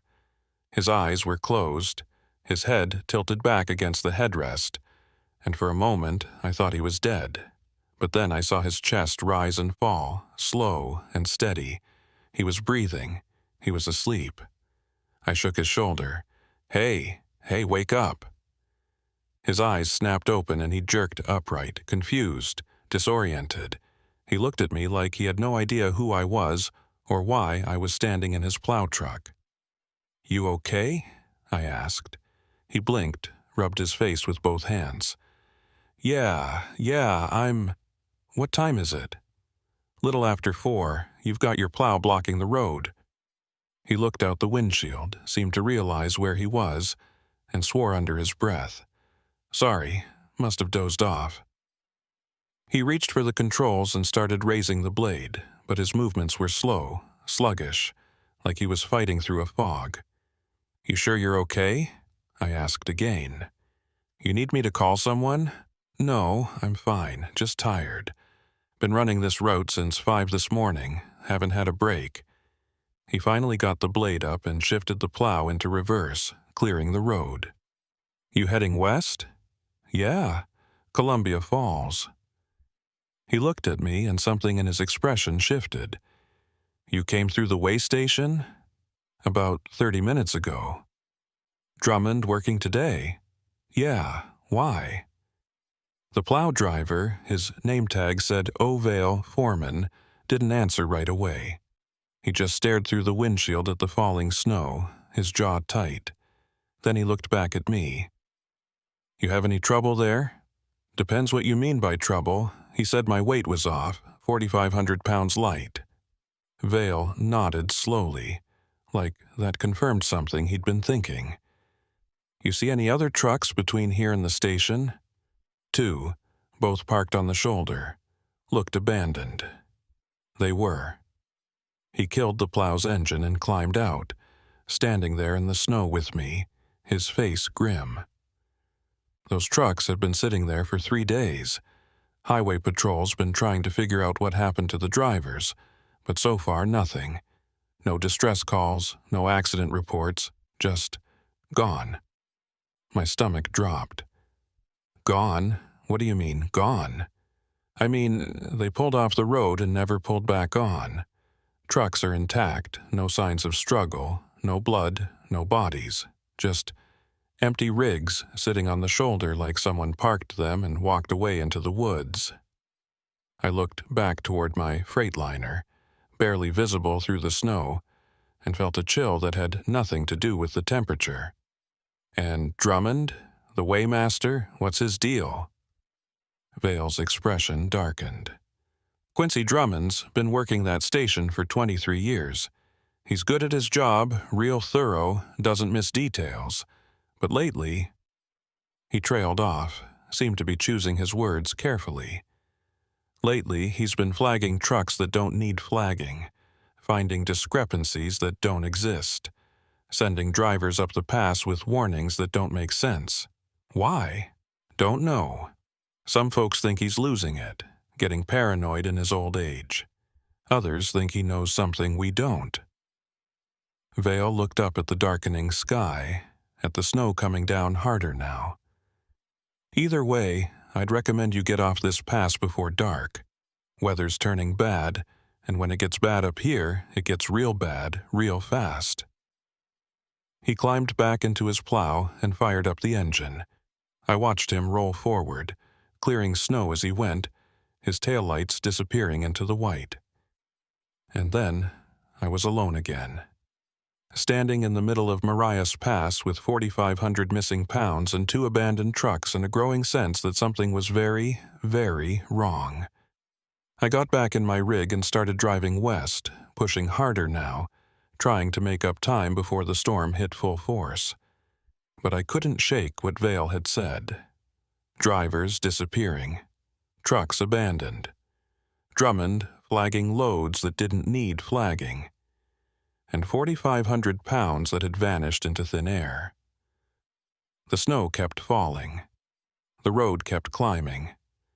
And somewhere ahead, in the dark and the storm, something was waiting. The storm hit hard about 10 minutes after I left Vale and his plow behind. What had been steady snowfall turned into a full whiteout, the kind where you can't tell where the road ends and the shoulder begins, where your high beams just bounce back at you in a wall of white static. I dropped my speed to 20 miles per hour, then 15, leaning forward over the wheel and squinting through the windshield like that would somehow improve visibility. It didn't. The wipers could barely keep up with the accumulation, and ice was forming on the edges of the glass where the defrost couldn't reach. I'd been through bad weather before, spent a winter running loads through the Dakotas, where the wind chill hit 70 below, and the roads disappeared under black ice. But this felt different, more hostile. Like the storm wasn't just a weather system, but something with intent, something that wanted me off the road. I know how that sounds. Trust me, I know. But when you're alone in a cab at 4:30 in the afternoon, and it's already dark as midnight, and you haven't seen another living soul in half an hour, your mind starts making connections that don't hold up in daylight. The CB crackled to life, startling me so badly I nearly jerked the wheel. Static at first, then a voice, distant and distorted like it was coming through 50 miles of bad cable. Westbound traffic on Route 2, advising all commercial vehicles. Road closure imminent. Return to nearest. Repeat road closure. The transmission cut out before I could catch the rest. I grabbed the mic and keyed it. "This is westbound Freightliner at mile marker. I glanced at the roadside, trying to spot a marker through the snow. Couldn't see one. "Somewhere past the way station. Can you repeat that last? Did you say road closure?" Nothing. Just static. I tried again, cycling through all the standard channels. 19, 9, 17. Dead air on every single one. I checked my phone, hoping for even a single bar of service, but the screen just showed no signal in the corner, mocking me. I kept driving. What else was I going to do? Stopping in the middle of a whiteout on a mountain pass seemed like a good way to get rear-ended by someone who couldn't see me until it was too late. At least if I kept moving, I'd eventually reach Columbia Falls, or a town, or somewhere with lights and people and a working phone. The GPS had quit updating about 5 miles back, just showed my position frozen on a stretch of road that didn't match where I actually was, but I knew the general route. Stay on 2, keep heading west, don't take any turns. Simple. Except nothing about this felt simple anymore. The missing weight kept gnawing at me. 4,500 pounds. I'd gone over it in my head a dozen times, trying to figure out where the discrepancy could have come from. The shipper in Cut Bank was reputable, had been in business for 30 years, no history of fraud or mistakes. Their scale was commercial grade, certified by the state, the same kind used at weigh stations.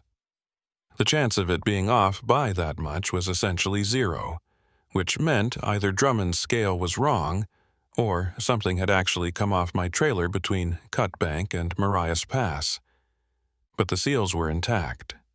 I'd checked them myself, both at the fuel stop in Browning and again at the weigh station when Drummond had me open the doors.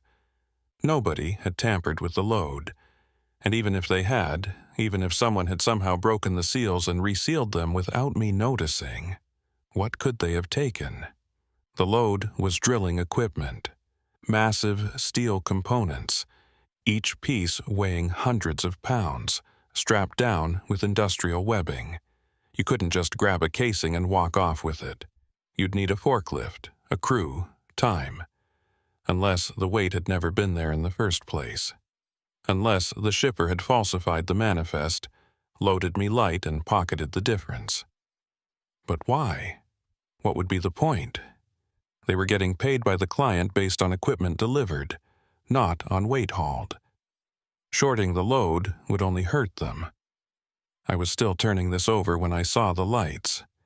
Faint at first, just a dim glow through the snow, but as I got closer they resolved into the unmistakable shape of a truck stopped on the shoulder. Not abandoned this time. The running lights were on, hazards blinking, and I could see exhaust pouring from the stack. Someone was in there, engine running, waiting out the storm. I slowed down and pulled up alongside, rolling down my window despite the cold and the snow that immediately blasted into the cab. The other truck was a Kenworth, newer model, and the driver had his window down too. He was younger than me, maybe 30, with a thick beard and a wool cap pulled low over his ears. "You okay?" I shouted over the wind. "Yeah," he yelled back. "Just pulled over to wait it out. Can't see shit." "How long you been sitting here?" "Maybe 20 minutes. You heading west?" "Columbia Falls. You?" "Same. But I'm not going anywhere in this. Road's a death trap." I nodded, understanding the logic but not agreeing with it. Sitting still on the shoulder in a whiteout was just as dangerous as driving through it, maybe more so. At least, if you were moving, you had some control, some agency. Sitting still, you were just a stationary target waiting for someone to plow into you. "You hear anything on the CB about a road closure?" I asked. The driver frowned. "No, when?" "Few minutes ago. Transmission cut out. Couldn't get the full message. Haven't heard anything.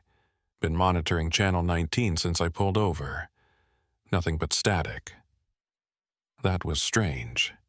CB signals can be spotty in the mountains, sure, but we were close enough that if he was monitoring and I was transmitting, he should have heard something. Unless the transmission I'd picked up hadn't been local. Unless it had been bouncing off the atmosphere from somewhere hundreds of miles away. A random fragment that had nothing to do with Marias Pass or Montana, or anything relevant to my situation. "You come through the way station?" I asked. "About an hour ago. Why? They give you any trouble?" The driver's expression shifted, became guarded. "Yeah, actually.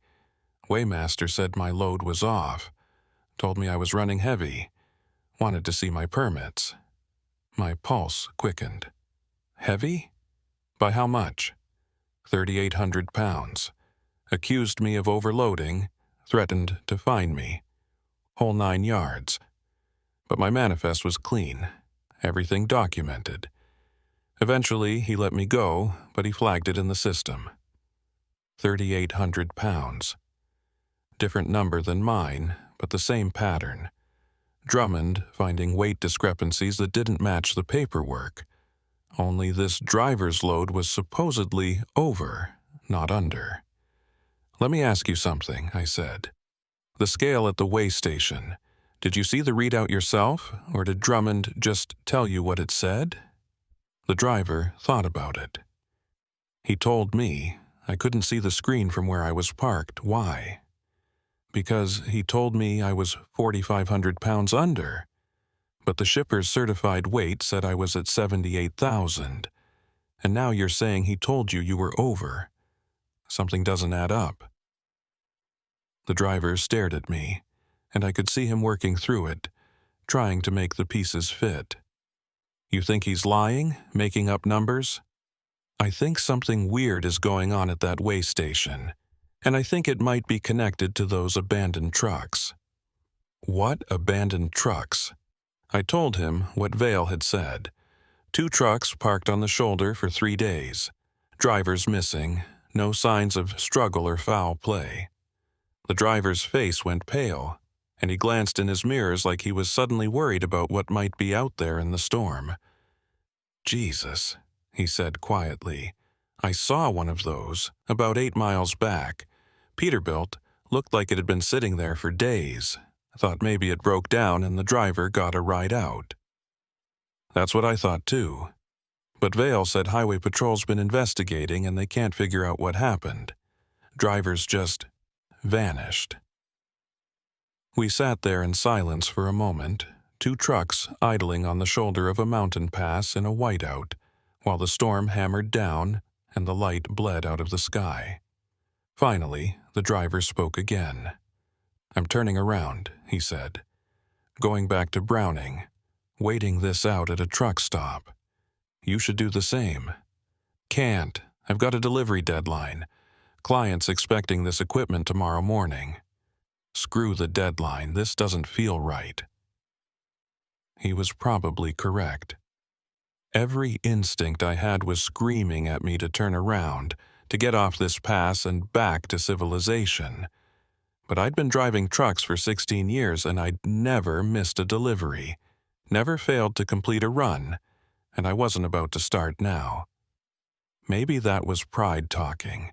Maybe it was stubbornness. Or maybe it was something else, something I didn't want to examine too closely. The need to prove that I wasn't scared, that I could handle whatever Mariah's pass threw at me. "I'm pushing through," I said, "but you do what you need to do." The driver nodded, rolled up his window, and started maneuvering the Kenworth into a turn. It was a tight operation. The shoulder wasn't wide, and he had to back and fill several times to get the trailer pointed east. But he managed it. I watched his taillights disappear into the snow, heading back the way we'd both come, and then I was alone again. I got back on the road and kept heading west. The snow showed no signs of letting up, and visibility was still almost zero, but I'd committed now. I'd made my choice. All I could do was see it through. Mile marker 193 appeared out of the white, barely visible, and I used it to update my mental map. That put me roughly 15 miles from the summit and maybe 30 from Columbia Falls. An hour of driving in good conditions, but in this storm it could take 3 or 4. I settled in for the long haul, focusing on the white line at the edge of the road, using it as a guide to keep me from drifting into the oncoming lane or off the shoulder. The CB crackled again. Same static, same distorted voice. "Westbound commercial traffic. Immediate turnaround advised. Hazardous conditions. Avalanche risk critical." I grabbed the mic. "This is westbound Freightliner. Can you identify your location? Are you with Highway Patrol?" No response. The channel went dead again, and I sat there with the mic in my hand, staring at the radio like it might suddenly start making sense. Avalanche risk. That was new. Maria's Pass did have avalanche zones.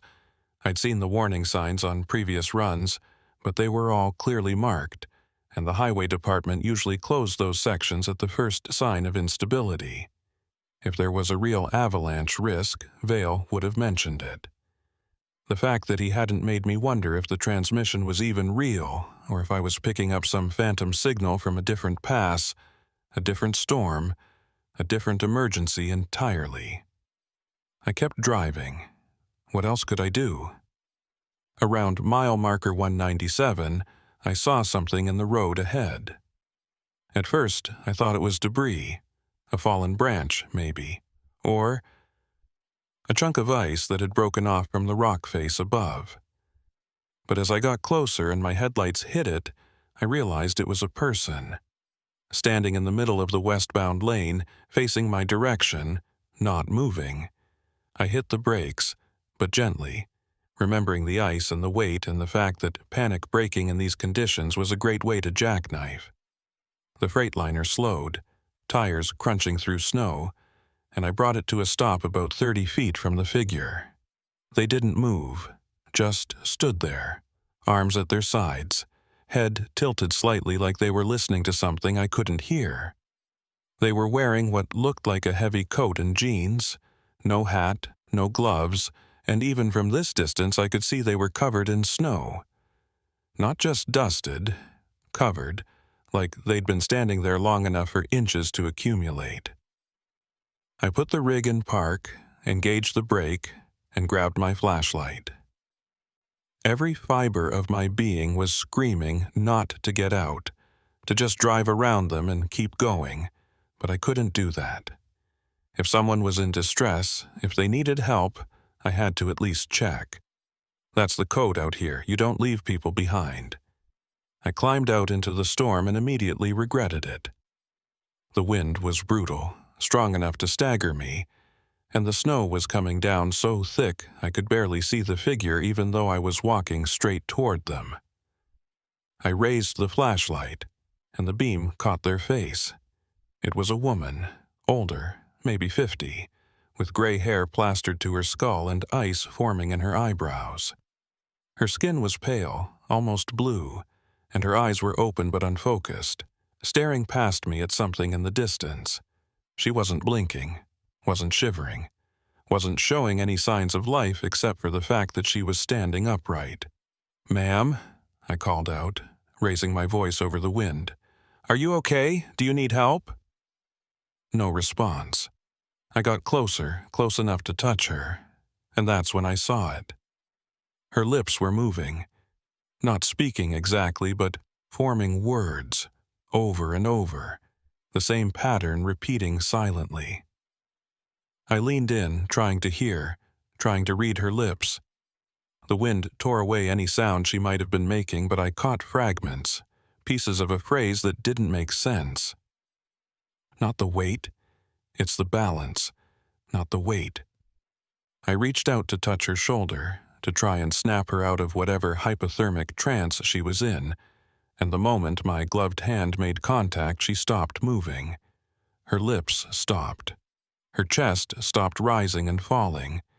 She just froze, and then she fell backward, stiff as a board, and hit the pavement with a sound like a tree trunk hitting frozen ground. I stumbled back, my heart hammering, and shone the flashlight down at her. She was on her back, eyes still open, staring up at the sky. Not breathing, not moving. I dropped to my knees and checked for a pulse, pressing my fingers against her neck, her wrist, anywhere I could feel for a heartbeat. Nothing. She was dead. Had been dead, maybe for hours, and somehow still standing upright in the middle of the highway. "That's not possible," my brain screamed. "Bodies don't do that. Dead people don't stand." But I'd seen it happen. I'd watched her fall, heard the impact, felt the cold rigidity of her limbs. I backed away, my boots slipping on the ice, and half ran back to my truck. I climbed into the cab, slammed the door, and locked it, my hands shaking so badly I could barely grip the wheel. My breath was coming in short, ragged gasps, and my mind was racing, trying to process what I'd just seen, trying to fit it into a framework that made any kind of logical sense. Hypothermia. That had to be it. She'd been caught in the storm, succumbed to exposure, and the cold had frozen her body in whatever position she'd been in when she died. Standing upright. And when I touched her, when I disturbed the equilibrium, she'd fallen. Simple physics. Nothing supernatural, nothing impossible. Except bodies don't freeze that fast. Rigor mortis takes hours to set in, and even in extreme cold, the process isn't instantaneous. She'd been dead for a while, long enough for her core temperature to drop to ambient, for ice to form in her tissues. But she'd been standing, moving her lips, looking almost alive right up until the moment I touched her. I grabbed my phone, hoping against hope that I'd miraculously picked up a signal, but the screen still showed nothing.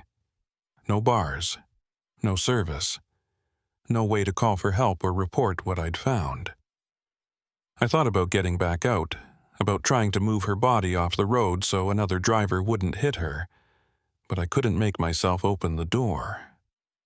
Whatever rational explanation I'd tried to construct was crumbling, and underneath it was something primitive, something that didn't care about logic or physics, something that just wanted to get the hell away from this place. I put the Freightliner in drive and steered around her body, giving it a wide berth. As I passed, I glanced in the mirror and saw her lying there in the middle of the road, already being covered by fresh snow. In another hour, she'd be invisible. Just another buried obstacle on a mountain pass that was quickly becoming impassable. The road started to climb more steeply.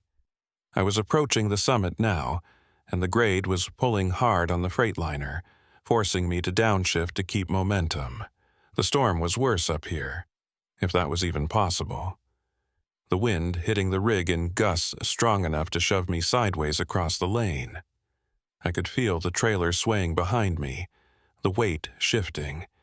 And for the first time since leaving Cutbank, I started to worry that I might not make it through. That's when the headlights appeared in my mirror, high and bright, coming up fast from behind, too fast for the conditions. Another truck, running without caution, closing the distance between us at a rate that made my stomach drop. I eased off the throttle, giving them room to pass, but they didn't pass. They just stayed there, maybe 20 feet off my bumper, matching my speed exactly. I tapped the brakes, flashing my lights to signal them to back off. They didn't. If anything, they got closer. 15 feet now, 10. Close enough that I could see the grille in my mirror, a massive chrome face like something out of a nightmare, reflecting my taillights back at me. I keyed the CB. Vehicle behind me. You're following too close. Back it off. Static. No response. The truck behind me accelerated, pulling up alongside my trailer on the left. I glanced over, trying to see the cab, trying to identify the driver, but the angle was wrong and the snow was too thick. All I could see was the side of the trailer, a white box with no markings, no company logo, no dot numbers. Just blank white panels reflecting the storm. They stayed there for maybe 10 seconds, running parallel to me in the oncoming lane, and then they pulled ahead. I watched them pass, watched the blank white trailer slide by my windshield, and then I saw the cab. It was old, some kind of vintage Peterbilt or Kenworth. The exact model I couldn't tell, but it had that squared-off look of trucks from the 70s or 80s. And the driver, I couldn't see the driver. The cab was dark, no dome light, no dashboard illumination, just a black silhouette behind the wheel. But I could tell they were looking at me. Could feel their eyes on me through the glass, studying me, measuring me. And then they accelerated hard, pulling away into the storm, and within seconds their taillights had vanished into the white. I sat there, gripping the wheel, trying to steady my breathing. 2 abandoned trucks, a dead woman standing in the road, an unmarked rig running dark through a whiteout. And somewhere ahead, a weigh station where Quincy Drummond was flagging trucks for weight discrepancies that didn't exist. Not the weight, the woman had said. It's the balance. What the hell did that mean? I reached the summit around 6 o'clock, marked by a small pullout with a snow-covered sign that read, Continental Divide, elevation 5,000 to 16 feet. Under normal circumstances, I might have stopped, taken a picture, enjoyed the view. But there was no view tonight, just white and dark and wind, and I sure as hell wasn't stopping for anything that wasn't an emergency. The descent on the western side was gentler than the climb, but no less treacherous. The road curved through dense forest, and the trees blocked some of the wind, but made the visibility even worse. I kept it in low gear, letting the engine brake do most of the work, tapping the pedal only when I needed to shave off a few extra miles per hour. My hands ached from gripping the wheel, and my neck was stiff from leaning forward, straining to see through the windshield. Around mile marker 187, I saw lights ahead. Not headlights, stationary lights, yellow and warm, cutting through the snow. A building. Civilization. I felt a wave of relief so strong it almost made me dizzy. As I got closer, I realized it was a truck stop. Small one, maybe 4 or 5 pumps, a squat building that looked like it served as both a convenience store and a diner. 3 other semis were parked in the lot, covered in snow but clearly occupied. I could see light in the cabs, exhaust from the stacks. I pulled in, found a spot near the edge of the lot, and killed the engine. For a long moment I just sat there, letting the silence wash over me. No wind, no road noise, just the tick of the cooling engine and my own breathing. I was exhausted, wrung out, every muscle in my body tight with tension. But I'd made it. I was off the pass, I was safe, and I could wait out the storm here before pushing the last 20 miles to Columbia Falls. I grabbed my jacket and walked across the lot to the building. The door chimed as I pushed through, and warm air hit me like a gift. Inside was exactly what I'd expected. Rows of snacks and drinks, a coffee station in the corner, a few tables near the windows where drivers could sit and eat. Behind the counter was a clerk, a middle-aged woman with tired eyes and a name tag that said Paulette. "Rough night," she said. Not quite a question. You could say that. I walked to the coffee station and poured myself a cup. Black, hot enough to burn. "You been here long?" "Since 2. Supposed to get off at 10, but I doubt my relief is going to make it through that mess." She gestured toward the windows where the snow was still coming down hard. "You come over the pass?" "Yeah, just barely." "Lucky. Highway Patrol closed it about 20 minutes ago. Eastbound and westbound. Nobody's getting through until the plows clear it." I felt a chill that had nothing to do with the temperature. "Closed? Why?" "Avalanche warning, and a couple of accidents. They're saying it might be closed through tomorrow." She paused. "You didn't hear the CB warnings?" "I heard something, but the transmission kept cutting out. Couldn't get a clear message." Paulette nodded. "Yeah, the CB's been wonky all day. Atmospheric conditions or something. You're lucky you made it through when you did." I sipped my coffee, trying to process this. If the pass had been closed 20 minutes ago, that meant I'd been one of the last trucks to make it over. Maybe the last. The unmarked white rig had passed me near the summit. Had they made it through too, or had they turned around? "You see any other trucks come through in the last half hour?" I asked. Paulette thought about it. "No, you're the first one since the closure. Why?" "Just curious. I saw another rig on the pass, thought they might have ended up here too." She shrugged. "Could be parked at one of the other stops. There's a couple more between here and Columbia Falls." I nodded, finished my coffee, and bought a sandwich and a bottle of water. As I was paying, Paulette looked at me with an expression I couldn't quite read. "You hauling for Bridger Drilling?" she asked. I blinked. "Yeah, how'd you know?" "Saw your trailer when you pulled in. They've been running a lot of equipment through here lately. Big project up near Columbia Falls, I guess." "You know anything about their loads? Ever hear about weight issues?" Her expression shifted, became guarded. "What kind of weight issues?" "Discrepancies. Trucks coming through the weigh station with manifests that don't match what the scale says."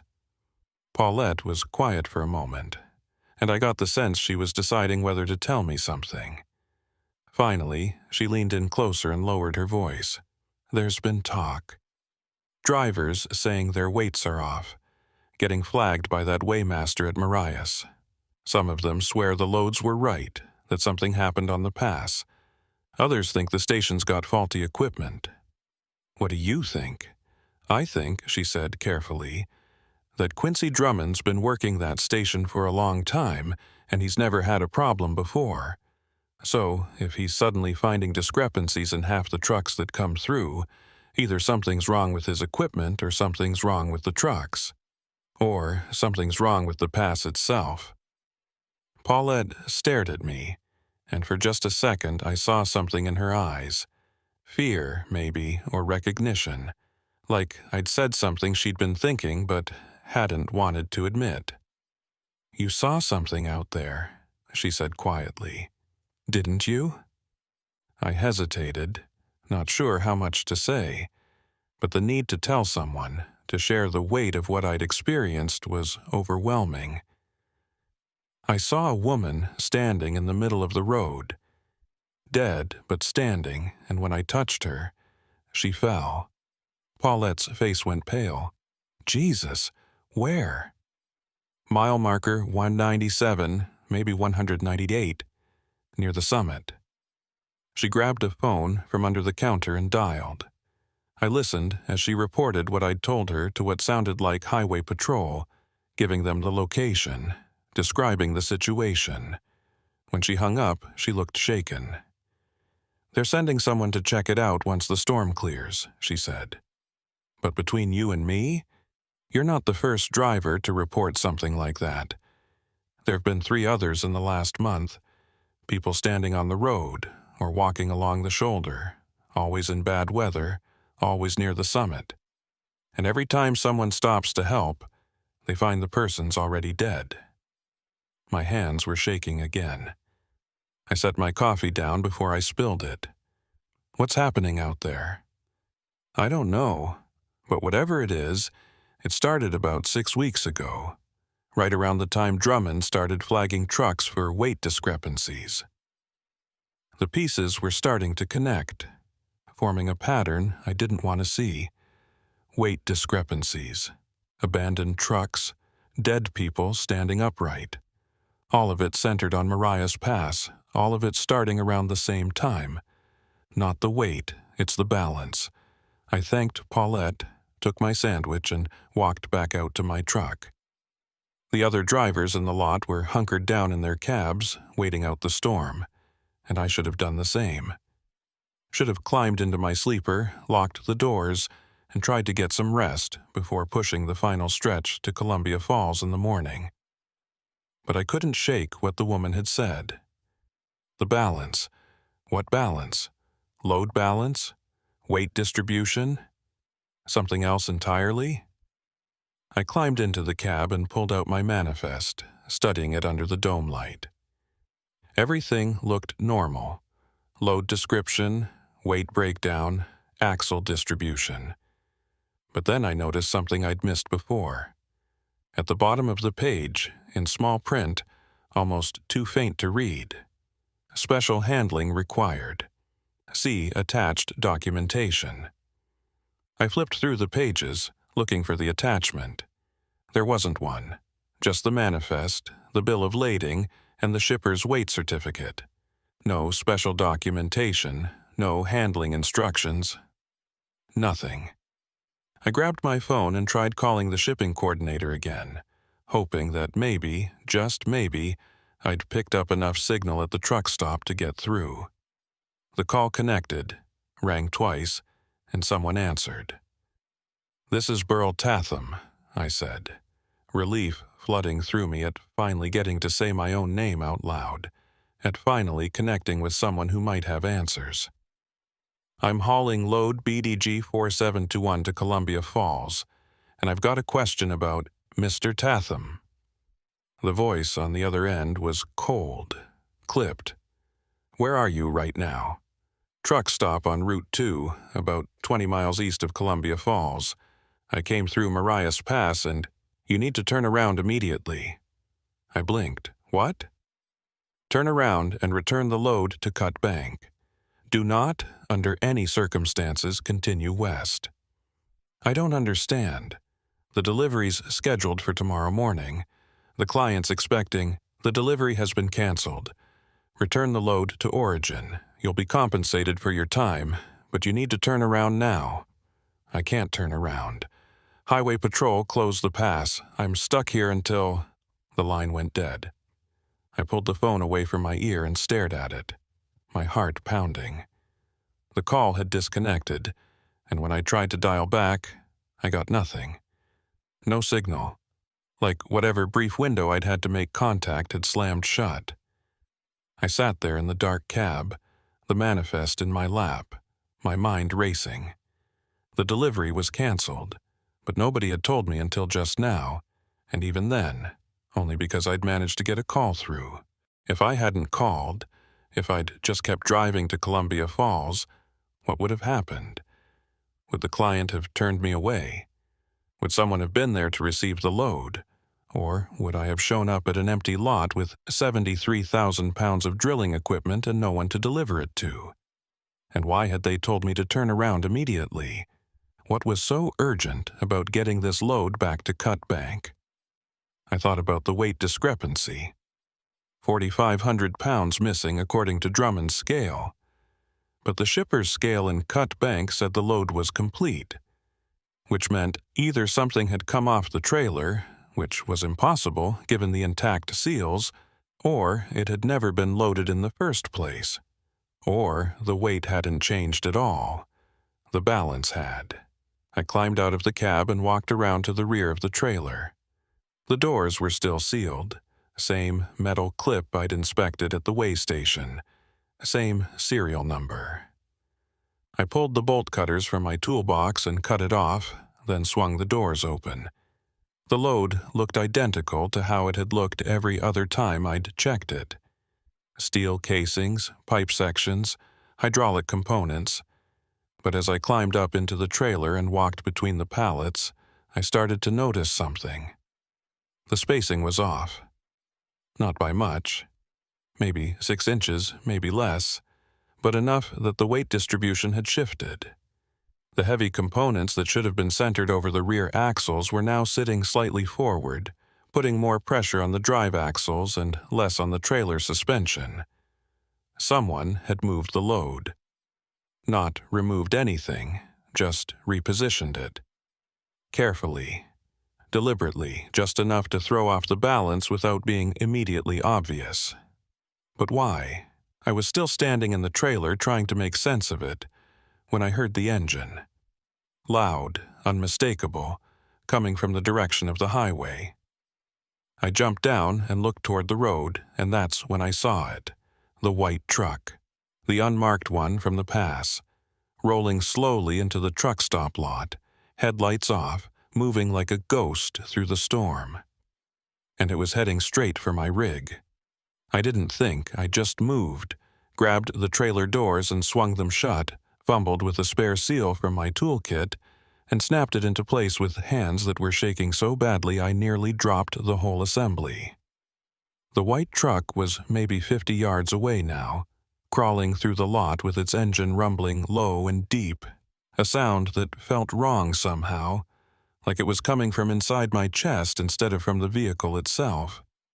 No headlights, no running lights, just that pale shape moving through the snow like something that had learned to imitate a truck but hadn't quite gotten all the details right. I ran back to the cab, yanked the door open and threw myself into the driver's seat.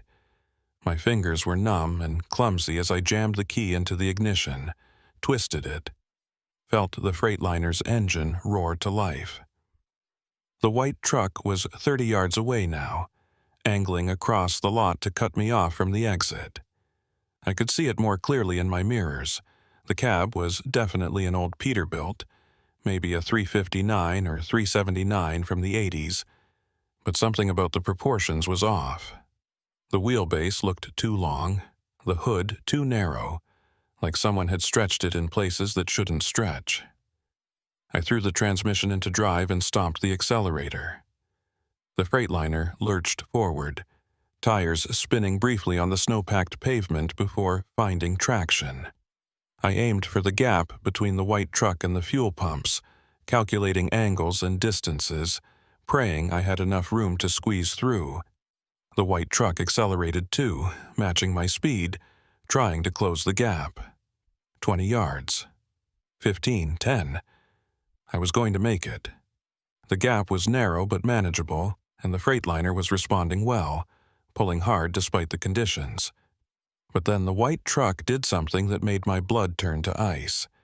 It shifted laterally, sliding sideways across the pavement without turning its wheels, like it was being pulled by invisible cables. The whole rig just moved 6 feet to the left in less than a second, closing the gap completely, and I had to brake hard to avoid T-boning it. The Freightliner slewed to a stop, and I sat there with my heart hammering, staring at the white truck now blocking my path. The cab was maybe 10 feet from my front bumper, close enough that I could see details I'd missed before. The windshield was covered in frost on the inside, thick enough that I couldn't see through it at all.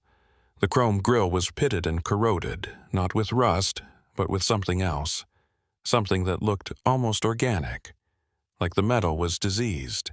And there were no license plates. Not missing plates, no mounting brackets at all, like the truck had never been designed to have them. I grabbed the CB mic with a hand that felt disconnected from my body. "Paulette, if you can hear me, I need help. There's a truck in the lot, blocking me in, and I think the CB erupted with static so loud I dropped the mic. It wasn't normal static, wasn't the hiss and crackle of atmospheric interference. This was aggressive, purposeful, a wall of noise that felt like it was trying to push into my skull. Under it, buried deep, I could hear something that might have been voices. Dozens of them, maybe hundreds, all talking at once, layered on top of each other until the words became meaningless. I killed the CB and the noise stopped instantly. The silence that followed was somehow worse, pressing against my eardrums like a physical weight.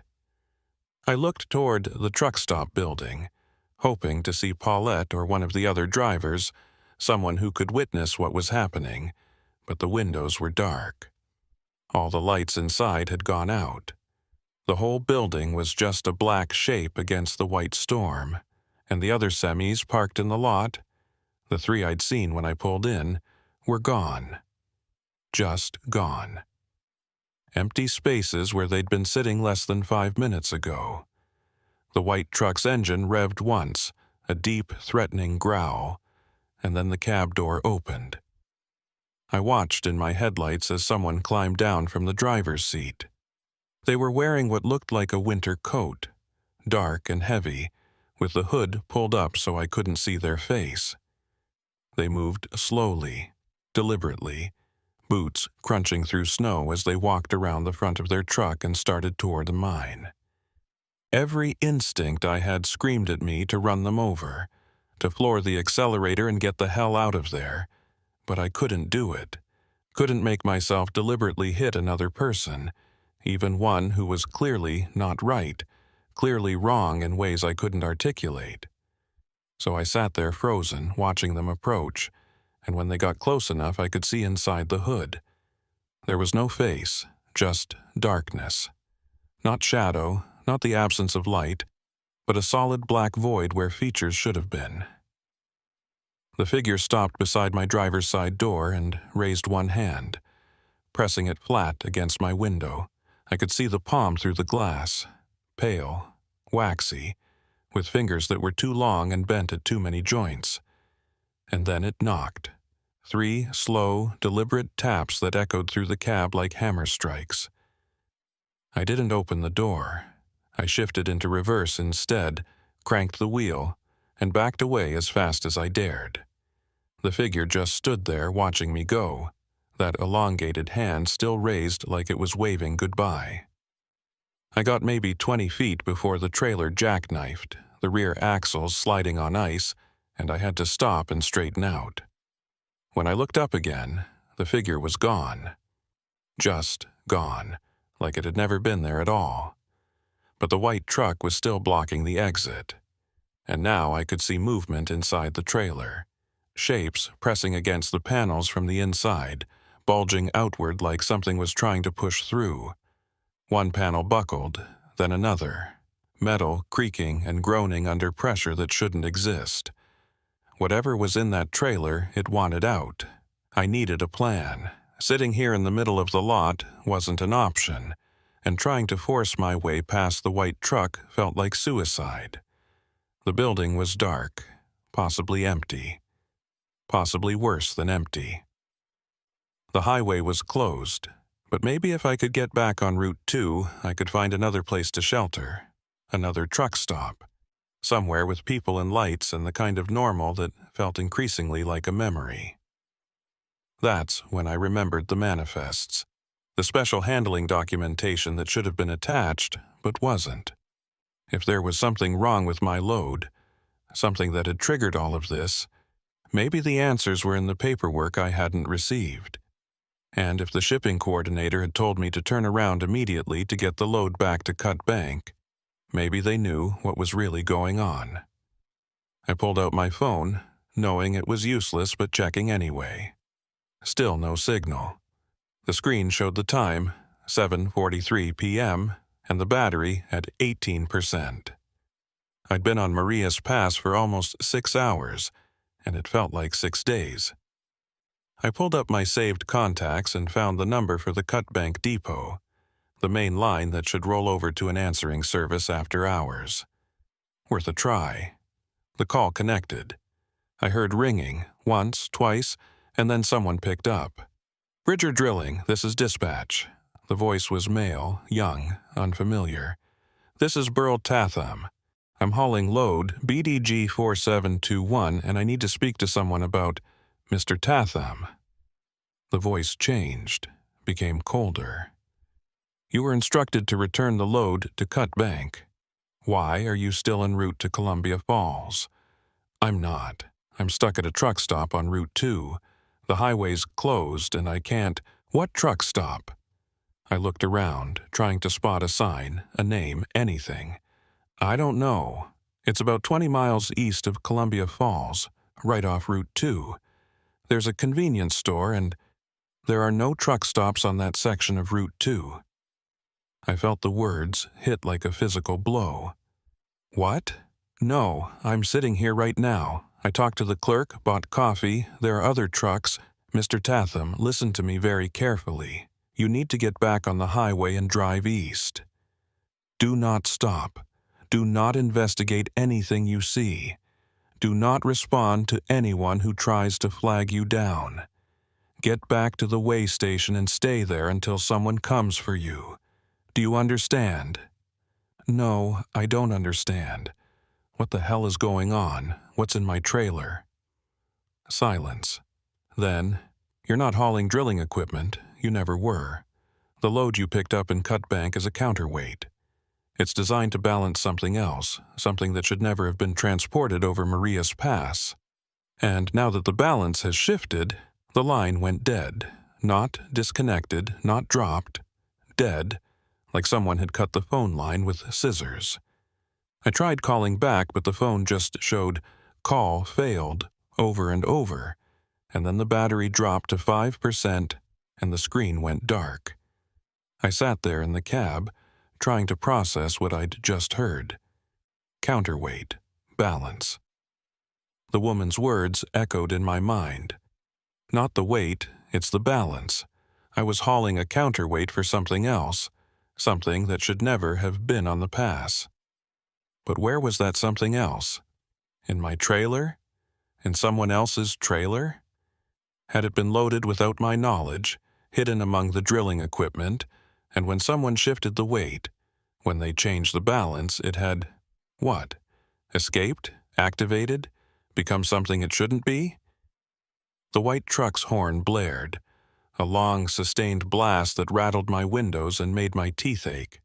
The trailer panels were bulging more severely now, some of them actually splitting, metal tearing with sounds like screams. And through the gaps I could see movement, something writhing, something that looked like it was made of too many parts assembled wrong. I had to get out of here, had to get back to the way station like the dispatcher said, had to find Drummond and make him explain what he'd known when he flagged my load. Because he'd known. He'd seen the weight discrepancy, and instead of just writing me a ticket or sending me back, he'd documented it and let me continue. He'd known something was wrong, and he'd let me drive straight into it anyway. I put the Freightliner in drive and aimed for the gap between the building and the fuel pumps, the narrow service road that had to connect back to Route 2 somewhere. The white truck started moving again, trying to cut me off. But this time I didn't hesitate. I floored it, felt the rig surge forward, and hit the gap at 20 miles per hour. The mirrors clipped the pump housing on one side and scraped along the building on the other, tearing loose with sounds of breaking plastic and glass. But I kept going. The trailer followed, fishtailing slightly but staying in line, and then I was through, bouncing over a curb and onto a narrow access road that did indeed lead back to the highway. I didn't look back, didn't check if the white truck was following, just kept my eyes forward, found Route 2 and turned east, heading back toward the pass, back toward the way station, back toward whatever answers Quincy Drummond might have. The storm had intensified impossibly. Snow was coming down so thick I could barely see the hood of my own truck, and the wind was hitting in gusts that shoved the Freightliner around like a toy. I dropped to 15 miles per hour, then 10, crawling through the whiteout with my hazard lights flashing and my heart in my throat. The road markers were completely buried, and the white lines had vanished under 6 inches of accumulation. I was navigating purely by feel, staying in what I hoped was the center of the lane and praying I didn't drift into a ditch or off a cliff. Around mile marker 191, or what I thought was 191, based on dead reckoning and desperation, I saw lights ahead, red and blue, flashing, cutting through the snow like beacons, emergency vehicles. I felt a surge of relief so powerful it made me dizzy. Highway patrol. Someone official. Someone who could help. Someone who could explain what was happening and make it stop. I pulled closer and realized it was a roadblock. 2 patrol vehicles parked nose to nose across both lanes, completely blocking the highway. Behind them, I could see the bulk of a large truck, one of those portable command centers the police use for major incidents. Figures in heavy coats and reflective vests were moving around, setting up flares, positioning traffic cones. I rolled to a stop about 30 feet back and waited. A trooper approached, flashlight in hand, and I rolled down my window. The wind nearly tore it from my grip, and snow blasted into the cab with a fury that felt personal. "Road's closed," the trooper shouted over the wind. "You need to turn around." "I can't," I shouted back. "I need to get to the way station. The dispatcher told me to—" "The way station's 40 miles behind you, and the road between here and there is impassable. We've got multiple vehicles stranded, possible avalanche activity, and 0 visibility. You need to turn around now and find shelter." "Where?" "Every place I've tried is—" I stopped myself. How did I explain that the truck stop had disappeared, that the lights had gone out and the other drivers had vanished? "I need to speak to Quincy Drummond, the weighmaster. It's urgent." The trooper's expression changed, became guarded. "Why?" "Because something's wrong with my load. He flagged it this afternoon, said the weight was off. And now," I gestured helplessly at the trailer, "I need to talk to him." The trooper studied me for a long moment, and I could see him making calculations, weighing options. Finally, he said, "Wait here," and walked back to the command center. I watched him conferring with other officers, saw them glancing in my direction, saw one of them pull out a radio and make a call. This went on for maybe 3 minutes, and then the trooper came back. "Sergeant's going to talk to you," he said. "Pull over to the shoulder and wait." I did as instructed, maneuvering the Freightliner onto what I hoped was the shoulder, trying not to think about how close the edge was or what lay beyond it. The trooper waved me forward until I was level with the command center, and then a different figure approached, older, broader, wearing a parka with sergeant stripes on the shoulder. He climbed up onto my running board so we could talk without shouting. "I'm Sergeant Kilmartin," he said. His face was weathered, lined with age and experience, and his eyes were sharp despite the exhaustion around them. "Trooper Moss says you're asking about Quincy Drummond." "Yes, sir. He weighed my truck this afternoon at the Marias Pass station, flagged it for a weight discrepancy. I need to talk to him about—" "Quincy Drummond didn't weigh any trucks this afternoon," Kilmartin said. "He's been in the hospital in Kalispell since last Tuesday. Pneumonia. He's on a ventilator." The world tilted. I gripped the steering wheel to steady myself. "That's impossible. I talked to him." He inspected my load, checked my seals, gave me a weight receipt. His name was on the uniform, Q. Drummond, weighmaster. Kilmartin's expression went very still. "You talked to someone at the weigh station this afternoon?" "Yes, around 3:30, maybe 4 o'clock. "What did he look like?" I described him as best I could. Mid-50s, broad shoulders, the weathered face and careful movements of a career DOT employee. Kilmartin listened without interrupting, and when I finished, he pulled out his phone and showed me a photograph. This him? It was Drummond. Exactly as I'd seen him, down to the way his uniform fit and the expression in his eyes. Yes, that's him. Kilmartin put the phone away. His jaw was tight, and when he spoke, his voice was carefully controlled. Quincy Drummond has been in the ICU for 6 days.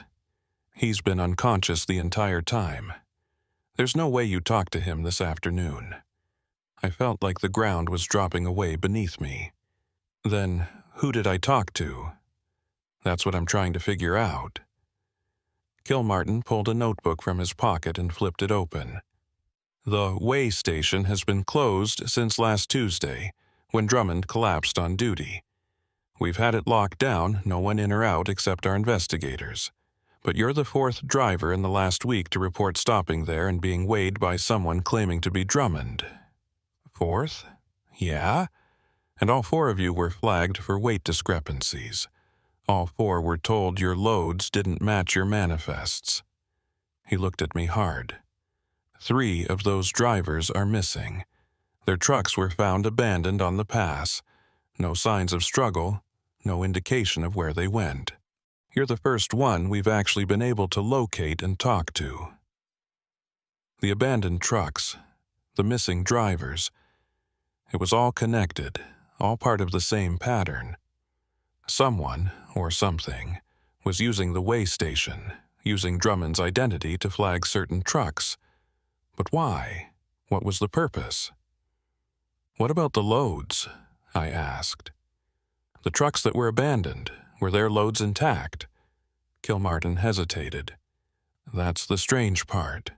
2 of them had empty trailers, completely empty, like they'd been offloaded somewhere between the way station and where we found them. But the seals were intact, the doors were locked, and there was no sign of any cargo ever having been in there. Empty trailers, intact seals, just like mine would have been if someone had removed the counterweight I was supposedly hauling. I thought about the shifted load, the way the weight distribution had changed even though nothing had been removed. What if the counterweight hadn't been physical? What if it was something else? Something that didn't show up on a scale but still had mass, still had presence. Sergeant, I said slowly, what if the loads weren't stolen? What if they were never there in the first place? What do you mean? I mean, what if someone's been sending trucks over Marias Pass with fake manifests, claiming they're hauling cargo when they're actually hauling something else? Or nothing at all? And what if the way station, the real way station, or whatever's operating there now, is the checkpoint, the place where it gets verified? Kilmartin was quiet for a moment. Then, and if the weight doesn't match, if the balance is wrong, something happens to the driver.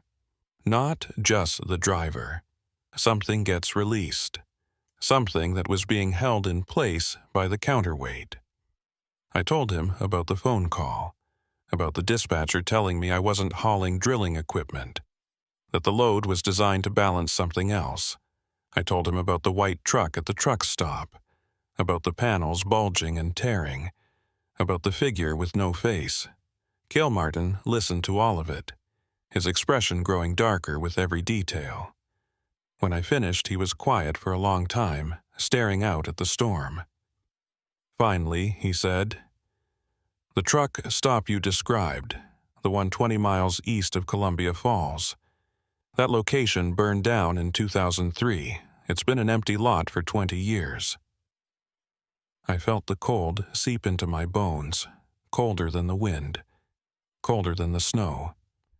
That's impossible. I was there. I talked to the clerk. I bought coffee. I believe you, Kilmartin said. I believe you experienced something, but it wasn't a functioning truck stop. Couldn't have been." He paused. "We've had reports of drivers seeing buildings that aren't there, talking to people who don't exist. It always happens during whiteouts, always on this stretch of the pass, and it always precedes a disappearance. The pieces were falling into place now, forming a picture that made a terrible kind of sense. Marias Pass wasn't just a road. It was something else, something that existed in the spaces between points on a map. And certain loads, certain trucks, certain drivers, they triggered something, opened something, let something through that shouldn't be there. The counterweight, I said. It's not balancing cargo. It's balancing the pass itself, keeping something from crossing over. Kilmartin nodded slowly. That's the theory our investigators have been working on. There are old stories about this area, going back to before the highway was built. The Blackfeet called it a thin place. Somewhere the boundary between worlds isn't as solid as it should be. They avoided it when they could, and when they had to cross, they did it with rituals, protections, ways of maintaining the balance. But then we came along and built a highway straight through it, and we didn't know what we were doing.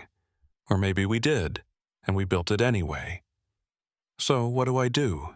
You need to get that load back to Cutbank, back to whoever sent it out in the first place. They need to restore the balance before he stopped, looking past me toward the rear of my trailer.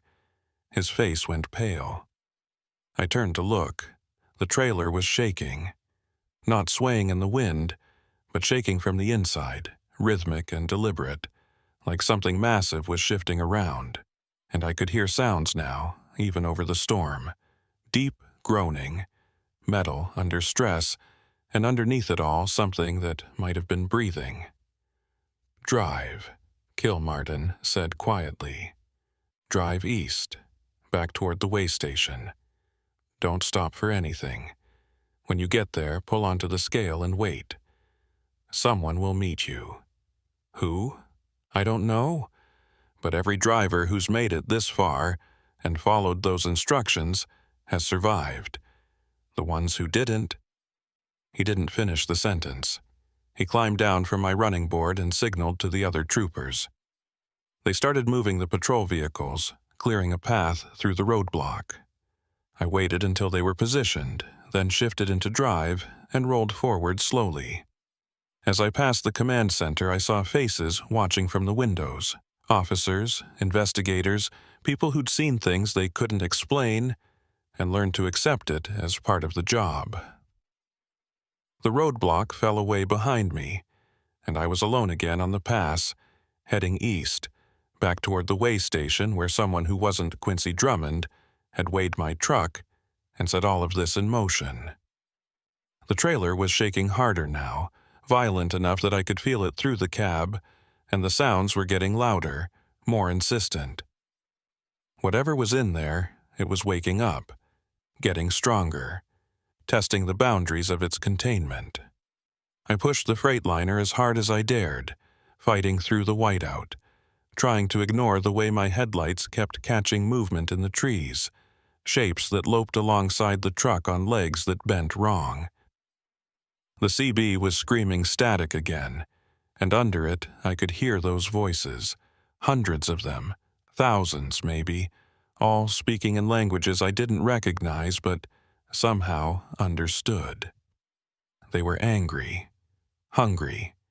They'd been held back for a long time, kept on the other side of a barrier that was weakening with every mile I drove. Around what I thought was mile marker 198, near where I'd found the dead woman, I saw lights ahead. Not emergency lights this time, just regular lights, warm and steady, cutting through the storm. The way station. I'd made it back. I rolled closer and saw the booth, the scale platform, the inspection bay, all exactly as they'd been this afternoon when I'd stopped here the first time. And standing in the booth, visible through the window, was Quincy Drummond, or something wearing his shape. It turned as I approached, and I could see its face clearly now. The features were right. The weathered skin, the careful eyes, the expression of someone who'd seen it all and wasn't impressed. But there was something underneath. something that showed through in moments when the light hit at the wrong angle. A darkness, an absence. It raised one hand and pointed at the scale platform. The gesture was clear. Pull onto the scale and stop. I did what I was told. Rolled the Freightliner onto the platform, put it in neutral, engaged the parking brake. The trailer was shaking so violently now that the whole rig was rocking on its suspension, and I could hear metal tearing, seals breaking, the sounds of containment failing. Whatever was in there, it was about to get out. The thing wearing Drummond's face walked out of the booth and approached my cab. It moved with perfect human mechanics, nothing obviously wrong, but I could feel the wrongness radiating off it like heat. It stopped beside my door and looked up at me through the window, and for just a second I saw the real Quincy Drummond behind its eyes, trapped, screaming, begging for help that would never come. Then the moment passed, and the thing smiled. It reached up and knocked on my window. 3 slow, deliberate taps. I didn't open the door. I sat there frozen, watching it, waiting for whatever came next. And that's when I saw them coming out of the woods. Dozens of them. Hundreds. The figures I'd glimpsed in the trees, the shapes that had followed me through the storm. They emerged from the darkness like smoke taking form, and they gathered around my truck in a silent circle, watching, waiting. The thing wearing Drummond's face knocked again. 3 more taps, harder this time, demanding. Behind me, in the trailer, something roared. The roar from inside the trailer wasn't animal.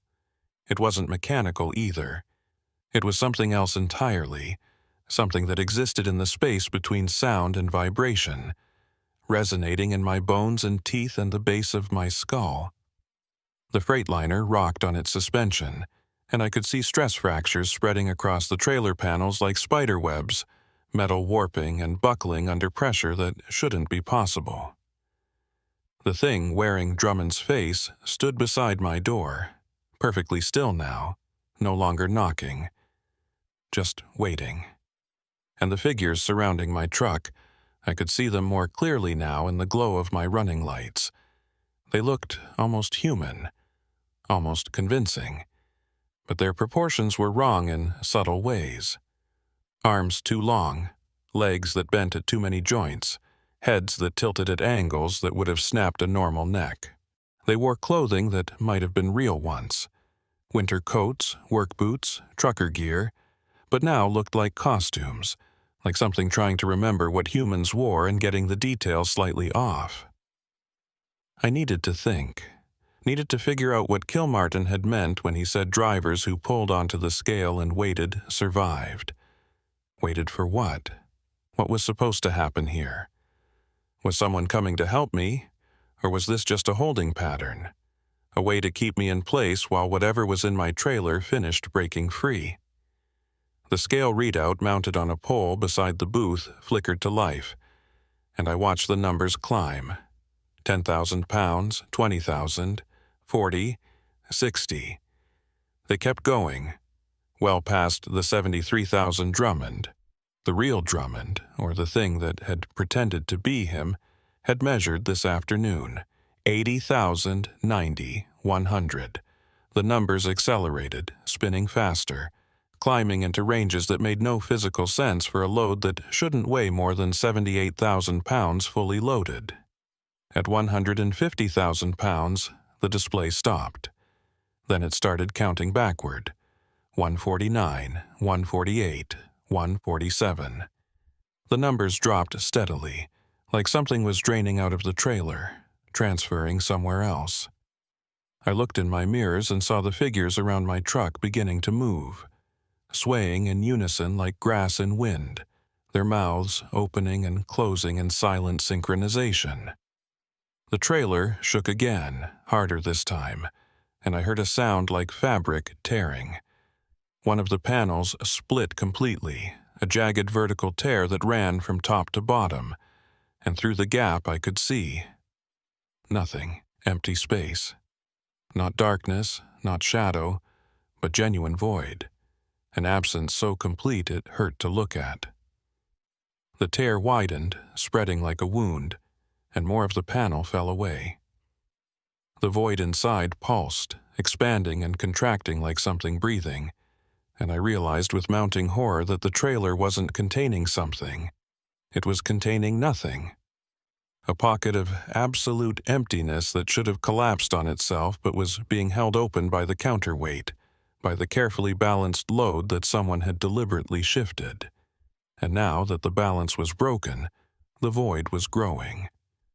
The scale readout hit 0 and kept going, -10,000, -20. The Freightliner lifted slightly off the scale platform, suspension extending as if the truck was becoming lighter, shedding mass it shouldn't be able to shed. I gripped the wheel, feeling vertigo wash over me, the sensation of weight leaving my body like water draining from a tub. The thing wearing Drummond's face turned toward the trailer, and I saw its expression shift. The human mask slipped for just a moment, revealing something underneath that I couldn't properly process. Too many angles, too many surfaces, geometry that didn't follow rules I understood. It raised both hands, palms out, and the figures around my truck did the same. Hundreds of hands raised in perfect unison, and they started to speak.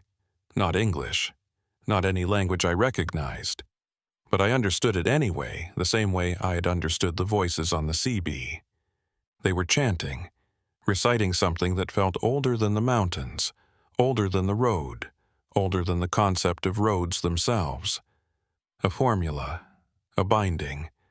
Words that had weight and purpose and the power to hold back what shouldn't be held.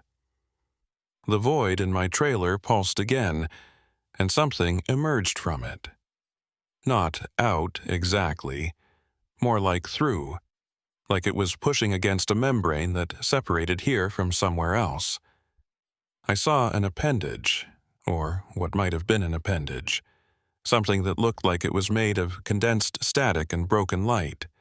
It groped blindly, searching, finding the torn panel and pulling. The metal shrieked and peeled away like foil. The scale readout continued dropping. -50,000, -75. The Freightliner was fully airborne now, hovering 6 inches above the platform, and I could feel the weightlessness in my stomach, the disorienting sensation of falling upward. My tools rattled in their compartments. Loose change floated up from the cup holder. The CB mic drifted past my face, cord stretching taut.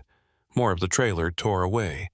The void was clearly visible now, a spherical absence maybe 8 feet across, perfectly smooth, reflecting nothing because there was nothing to reflect. And surrounding it, holding it in place like hands around a fragile egg, were threads of light so faint I could barely see them. The counterweight. The drilling equipment wasn't just ballast, it was anchor points, each piece positioned precisely to maintain tension on those threads, to keep the void from expanding beyond its boundaries.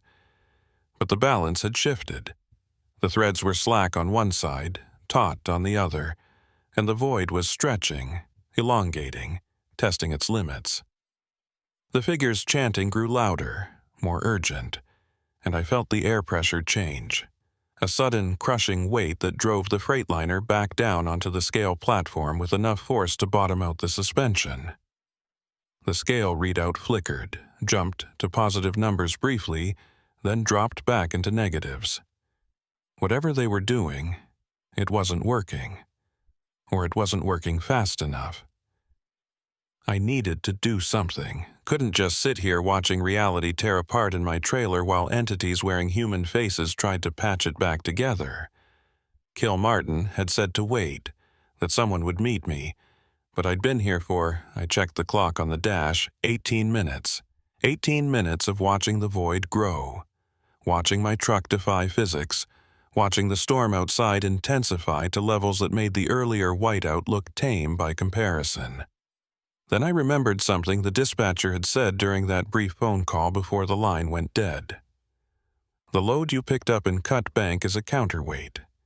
It's designed to balance something else. Designed. Not accidentally balanced, not coincidentally positioned. Someone had engineered this, had calculated the exact weight and placement needed to contain the void, and that meant someone knew how to fix it. I grabbed my phone. Battery at 2%, no signal, and pulled up my photos. I'd taken pictures of the manifest back at the weigh station, when I'd first noticed the weight discrepancy, thinking I might need documentation. I scrolled through them frantically, looking for anything that might help, any clue buried in the paperwork. There, at the bottom of the shipper's weight certificate, below the official stamps and signature, was a handwritten note in pencil, almost too faint to read. Restore protocol. Reverse load sequence. Maintain 12 degrees offset. Verify anchor tension before release. Reverse load sequence. The drilling equipment had been loaded in a specific order, and I'd need to reverse it. But how? I couldn't exactly hop out and start rearranging 45 tons of steel while reality collapsed behind me. Unless the void pulsed again, and this time something came through completely. An arm, or the concept of an arm, made of that same static light material, reaching out of the void and grabbing one of the threads. It pulled, and the thread snapped with a sound like a piano wire breaking. The void expanded 6 inches. The figure's chanting became frantic. The thing wearing Drummond's face turned back toward me, and this time there was no human mask, no pretense. Just the raw truth of what it was. Angles and surfaces and wrongness compressed into a shape that could almost pass for a person if you didn't look too closely. It pointed at me, then at the trailer, and I understood what it was telling me.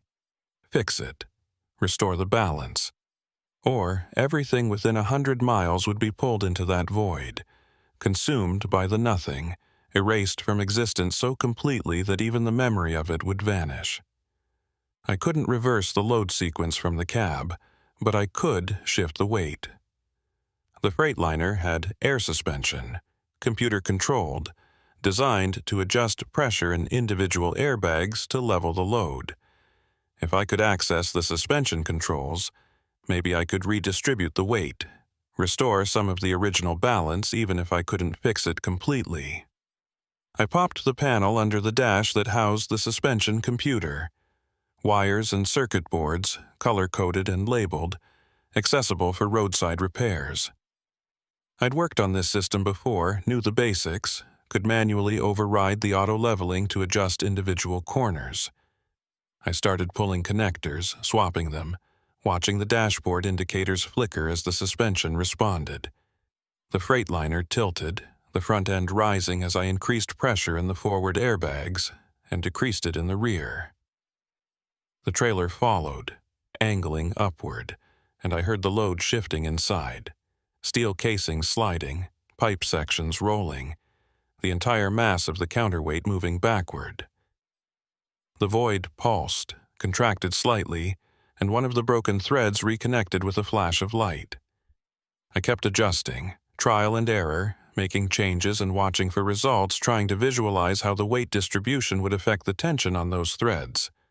Another thread reconnected, then another. The void was shrinking, pulling back into itself, retreating from the tears it had created in the trailer panels. But I'd made a mistake. I'd shifted too much weight too fast, and now the rear axles were overloaded, sinking under pressure they weren't designed to handle. I heard the steel groan, felt the whole rig shudder as something in the suspension gave way. The trailer dropped 6 inches on the passenger side, jackknifing slightly, and the sudden shift sent the load sliding in the wrong direction. The threads snapped all at once, dozens of them breaking simultaneously, and the void exploded outward. It doubled in size, tripled, filling the entire trailer in seconds, and starting to eat through the remaining panels. The Freightliner was lifted off the scale again, spinning slowly, and through the windows I could see the figures being pulled toward the void, their bodies stretching and distorting as they were drawn into the nothing. The thing that had been Drummond grabbed my door handle and wrenched it open. Metal screamed, and the door tore completely off its hinges, flying away into the storm. Wind and snow blasted into the cab, and the temperature dropped so fast I could see my breath crystallizing in the air. The thing reached for me, its hand, if it was a hand, closing around my jacket and pulling me toward the door. I grabbed the steering wheel with both hands and held on, my fingers going numb, my arms screaming with the effort. The thing pulled harder, and I felt the jacket starting to tear, fabric giving way thread by thread. It was going to pull me out, going to feed me to the void, and there was nothing I could do to stop it. Then I heard an engine, loud, powerful, getting closer fast. I twisted around as much as I could and saw headlights approaching from the east, high and bright, cutting through the storm. A snowplow, Vale's snowplow, with the blade raised and the engine roaring, running straight toward the way station at a speed that was absolutely insane for the conditions. The plow hit the thing holding me at 40 miles per hour, and the impact broke its grip instantly. I fell back into the cab, gasping, as the thing was thrown clear, its body, if it had a body, crumpling against the scale booth. The plow kept going, sliding sideways, and Vale aimed it straight at my trailer, at the void. He hit it blade first, and the sound was indescribable. Metal on nothing, mass colliding with absence, the fundamental wrongness of the interaction making reality itself hiccup.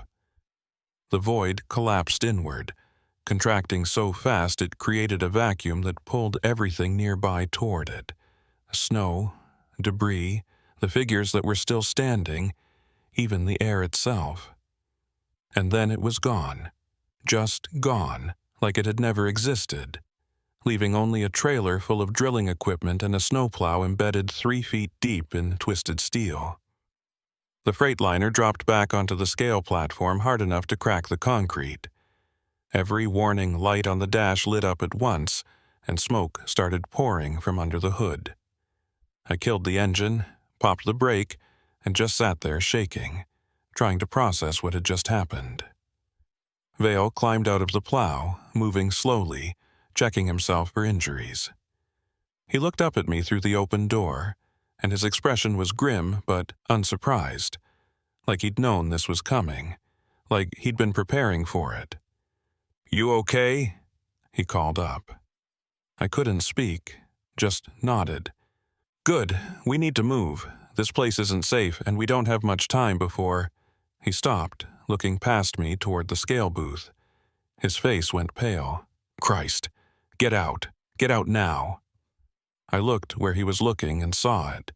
The thing that had worn Drummond's face was standing up, reforming, pulling itself back together from the impact. And it wasn't alone. More of them were emerging from the woods, from the storm, from places that shouldn't have had enough room to hide anything. Dozens, maybe hundreds, all converging on the way station. I climbed down from the cab, my legs barely supporting my weight, and Vale grabbed my arm. "My truck, now!" We ran to the plow, climbed into the cab, and Vale fired up the engine. He threw it into reverse, tore the blade free from my trailer, and spun the truck around in a tight circle that left deep gouges in the snow. Then he floored it, heading east, back towards the summit, driving with the kind of reckless abandon that would have gotten him fired under normal circumstances. "What the hell are you doing?"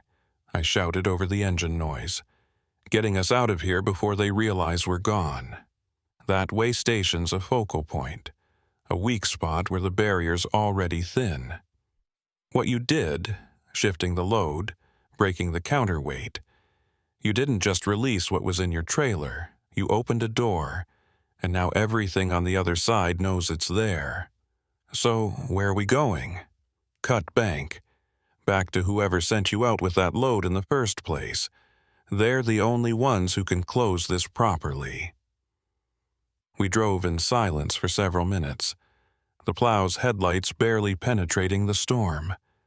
Behind us, through the rear window, I could see lights, Not normal lights, but the cold blue glow of the figures, dozens of them following us, keeping pace despite the plow's speed. "Those things," I said. "What are they?" "Don't know. Don't want to know. The old stories, the ones the Blackfeet tell. They call them the Hollow Ones. Spirits of people who died on the pass, who got caught in the thin places and couldn't cross all the way over. They're stuck between, and they're angry about it." He glanced in the mirror, and they're getting closer. He was right. The lights were maybe 50 yards back now, and closing. I could see shapes in the snow, running alongside the plow with inhuman speed, their forms flickering and shifting like they couldn't quite hold together in this reality. Vale pushed the plow harder, coaxing more speed out of an engine that was already screaming in protest. We crested a rise and started down the other side, and that's when I saw them ahead of us too. More lights. More figures. They were surrounding us, cutting off our escape route, herding us toward what? What did they want? "Hold on," Vale said, and cranked the wheel hard right. The plow left the road entirely, plunging into deep snow, bouncing over hidden rocks and fallen trees. We were heading straight for the forest, for terrain that no vehicle this size should be able to navigate. But Vale didn't slow down. He just kept driving, using the blade like a battering ram, smashing through obstacles that would have stopped us cold under normal circumstances. Behind us, the figures poured onto the road, congregating where we'd turned off, but they didn't follow into the forest. They just stood there, watching, and I got the sense that they couldn't follow, that there were rules, boundaries they couldn't cross, and we'd just found one. Vale kept driving until we emerged onto a different road, a narrow Forest Service track that wound through dense pines and eventually connected back to Route 2, several miles east of the way station. He pulled onto it and finally slowed down, letting the engine cool, his hands shaking on the wheel. "You know how to reach your dispatcher?" he asked. I checked my phone. Still no signal, but the battery was somehow back up to 40%. Impossible, but I'd stopped questioning impossible about an hour ago. "I can try. Do it. Tell them we're coming in, and tell them to have someone ready to receive that load properly. The counterweight's broken, but the anchor points are still intact. If they can reposition the drilling equipment fast enough, they might be able to stabilize things before the void reforms." I made the call. It connected on the first ring, and this time it was a woman's voice, older, calm, with the kind of authority that came from years of handling situations exactly like this. "This is Bridger Drilling Crisis Management. Identify yourself." "Burl Tatham. I'm the driver on load, BDG 4721. The counterweight failed and we know. We've been monitoring." "Are you with Orson Vale?" "Yes." "Good." He knows the protocols. "Get to the Cutbank Depot, loading bay 3. We'll have a team ready. Do not stop for any reason. Do not deviate from Route 2, and do not respond to any transmissions that claim to be from us. We'll contact you when you're within 10 miles. Understood?" "Understood." The line went dead. I looked at Vale. "They're expecting us." He nodded and pulled back onto Route 2, heading east through the storm. The drive to Cutbank took 3 hours, 3 of the longest hours of my life. Watching for lights in the mirrors, listening for voices on the CB, jumping at every sound and shadow. But nothing followed us. The storm eventually broke, visibility improved, and by the time we rolled into Cutbank just after midnight, it felt almost normal. Almost. The depot was lit up like a prison yard, floodlights on every building, armed security at the gates, and a team of technicians in hazmat suits waiting by loading bay 3. They directed Vale to park the plow, then swarmed my Freightliner, disconnecting the trailer with practiced efficiency and towing it into the bay. Through the open door, I could see equipment I didn't recognize. Massive industrial scales, computer arrays, things that looked like they belonged in a physics lab rather than a trucking depot. A woman in a white coat approached, mid-50s, steel-gray hair pulled back in a tight bun, eyes that had seen things and learned not to flinch. "Mr. Tatham, I'm Dr. Corrigan. I need you to answer some questions." I spent the next hour being debriefed, telling her everything that had happened from the moment I left Cut Bank that morning until Vale pulled me out of the way station.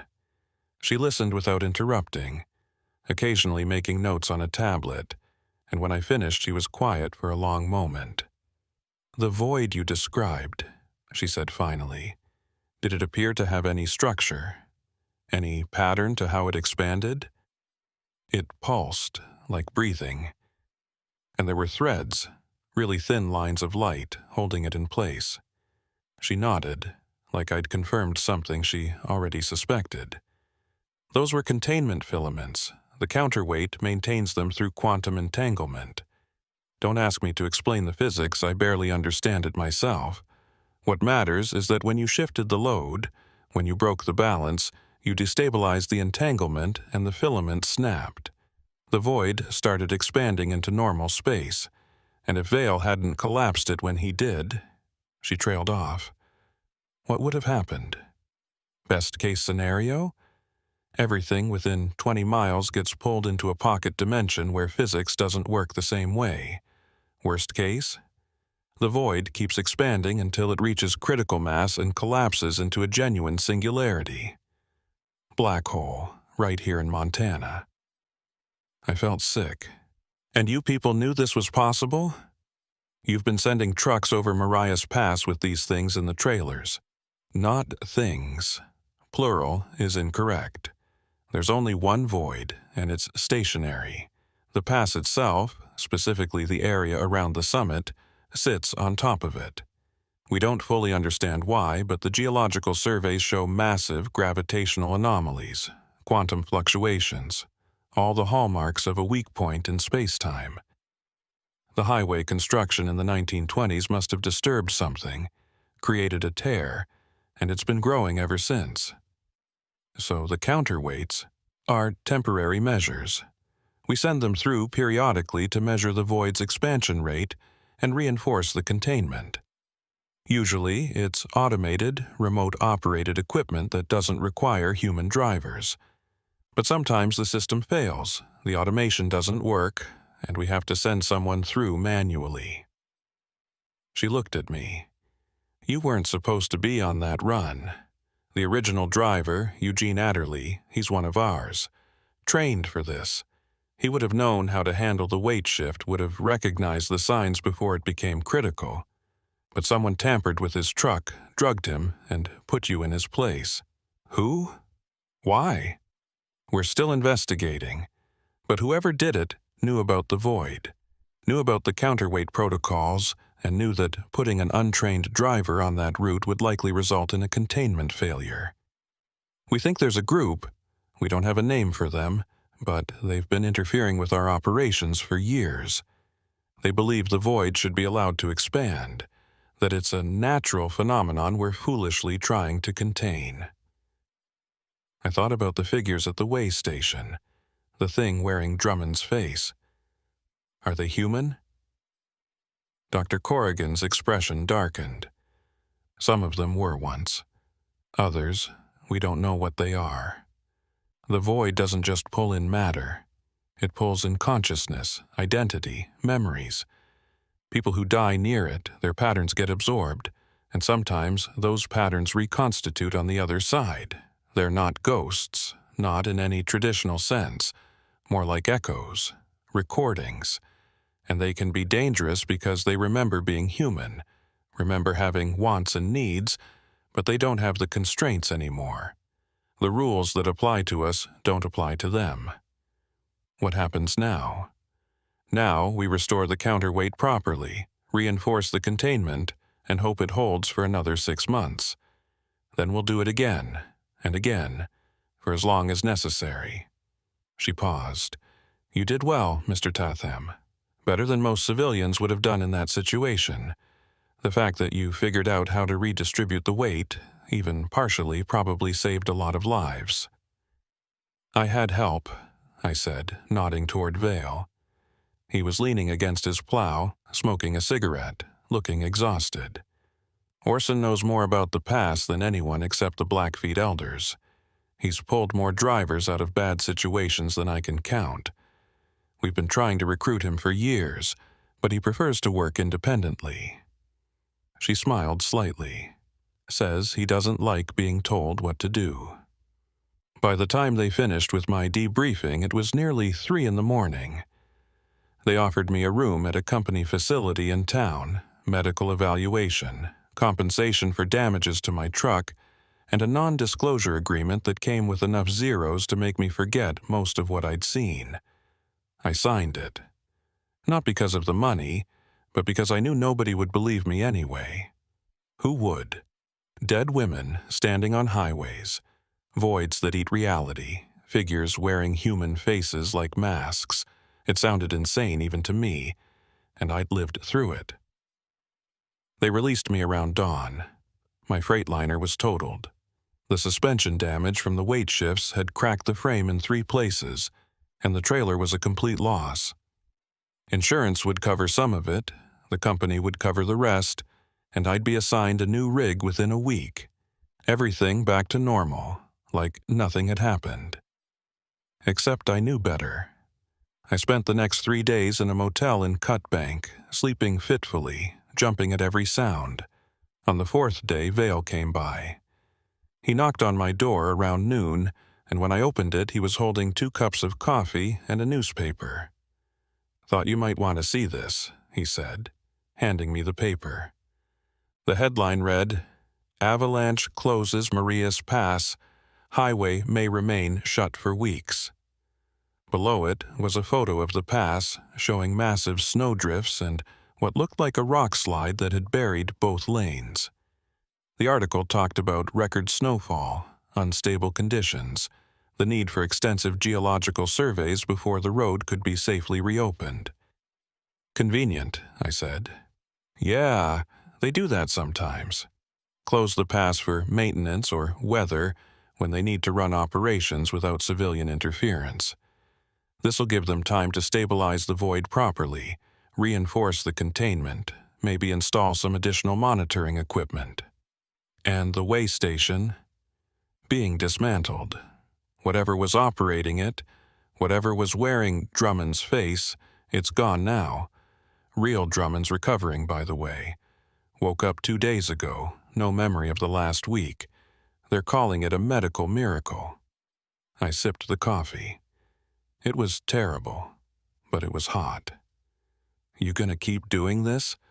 Running interference, pulling drivers out of situations they don't understand?" Vale shrugged. "Someone has to. The pass isn't going away, and neither is the void. Long as there's a road through there, there's gonna be incidents. Might as well be someone who knows what they're dealing with. You ever think about just closing the road permanently? Routing traffic around it? Been suggested. Gets rejected every time. Too much money invested in the infrastructure, too many communities that depend on the through traffic. And besides, closing it doesn't solve the problem. Just means nobody's watching when things go wrong." He finished his coffee and stood up. "You gonna keep driving?" I'd been asking myself the same question for 3 days. The smart thing would be to quit, to find some nice, safe warehouse job where the worst thing that could happen was a forklift accident. But driving was all I knew, all I'd ever been good at. And despite everything that had happened on Marias Pass, I wasn't ready to give it up. "Yeah," I said, "I'll keep driving, just not through Montana for a while." Vale smiled. "Can't say I blame you, but if you ever need anything, you've got my number." He handed me a business card, plain white, just a name and phone number, nothing else. Day or night, I mean it. I took the card and he left. I sat there for a while, looking at it, then tucked it into my wallet behind my CDL, just in case. 2 weeks later, I was back on the road. New rig, new routes, staying south of I-90 and east of the Rockies. I told myself I was just being cautious, avoiding winter weather, taking loads with better pay. But I knew the real reason. I wasn't ready to go back to the mountains. Wasn't ready to risk encountering another thin place, another void, another situation where the rules stopped making sense. But 3 months after that, I got a call from dispatch. Special load, they said. High priority, excellent pay, and they specifically requested me by name. The pickup was in Great Falls, the delivery in Kalispell. The route went straight through Marias Pass. I should have said no. Should have turned it down flat. Told them to find someone else, anyone else. But the thing about Marias Pass, the thing Dr. Corrigan and Vale had both tried to explain, but I hadn't really understood until that moment, is that once you've been there, once you've seen what's underneath the road, it doesn't let you go completely. There's a connection, a thread, a hook buried deep that pulls you back eventually. I took the load. The drive to Great Falls took 2 days. I picked up the equipment, more drilling gear, same client, same type of manifest as before, and headed west on Route 2. The pass had been reopened for 6 weeks, all repairs completed, roads cleared, official statements declaring it safe for travel. I'd monitored the news, hadn't seen any reports of incidents or disappearances. Everything normal. But as I approached the way station, rebuilt, repainted, with a new waymaster whose name wasn't Drummond, I felt the familiar tightening in my chest, the sense that I was crossing a threshold into somewhere that played by different rules. The waymaster was young, maybe 30, with tired eyes and a mechanical efficiency that suggested he'd been thoroughly briefed on what not to notice. He weighed my truck, 77,800 pounds, exactly matching my manifest, and waved me through without comment. I drove past the spot where I'd seen the dead woman standing in the road, past where Vale had smashed his plow into the void, past where the thing wearing Drummond's face had tried to pull me into the nothing, and I kept waiting for something to happen, for lights to appear in my mirrors or figures to emerge from the trees, or the CB to erupt with voices that shouldn't exist. But nothing did. The pass was quiet. The storm that had raged for days was gone, replaced by clear skies and weak winter sun. I made it to the summit, started the descent, and 3 hours later I was in Kalispell offloading the equipment, signing the delivery papers, collecting my pay. Normal, safe, boring. I should have felt relieved. Should have been grateful that I'd made it through without incident. That whatever lived in the thin places under Marias Pass had decided to leave me alone this time. But instead, I felt watched, measured, like I'd been allowed to pass as a courtesy, a professional respect between predator and prey, who'd faced each other once and lived to tell about it. And I knew, with absolute certainty, that the next time wouldn't be so easy. I still drive that route sometimes. Not often, but occasionally, when the money's right, or the scheduling works out, or I just need to prove to myself that I'm not afraid. And every time I approach the pass, I check my mirrors more carefully than usual. I monitor the CB more closely. I keep Vale's card in my wallet, and Dr. Corrigan's emergency number programmed into my phone. Because the void is still there. The thin places are still thin, and the things that live in between worlds are still waiting, watching, learning. The balance holds, for now. But I've seen what happens when it breaks, and I know that eventually, inevitably, it will break again. The question isn't if, it's when, and whether I'll be close enough to help when it does, or far enough away to survive.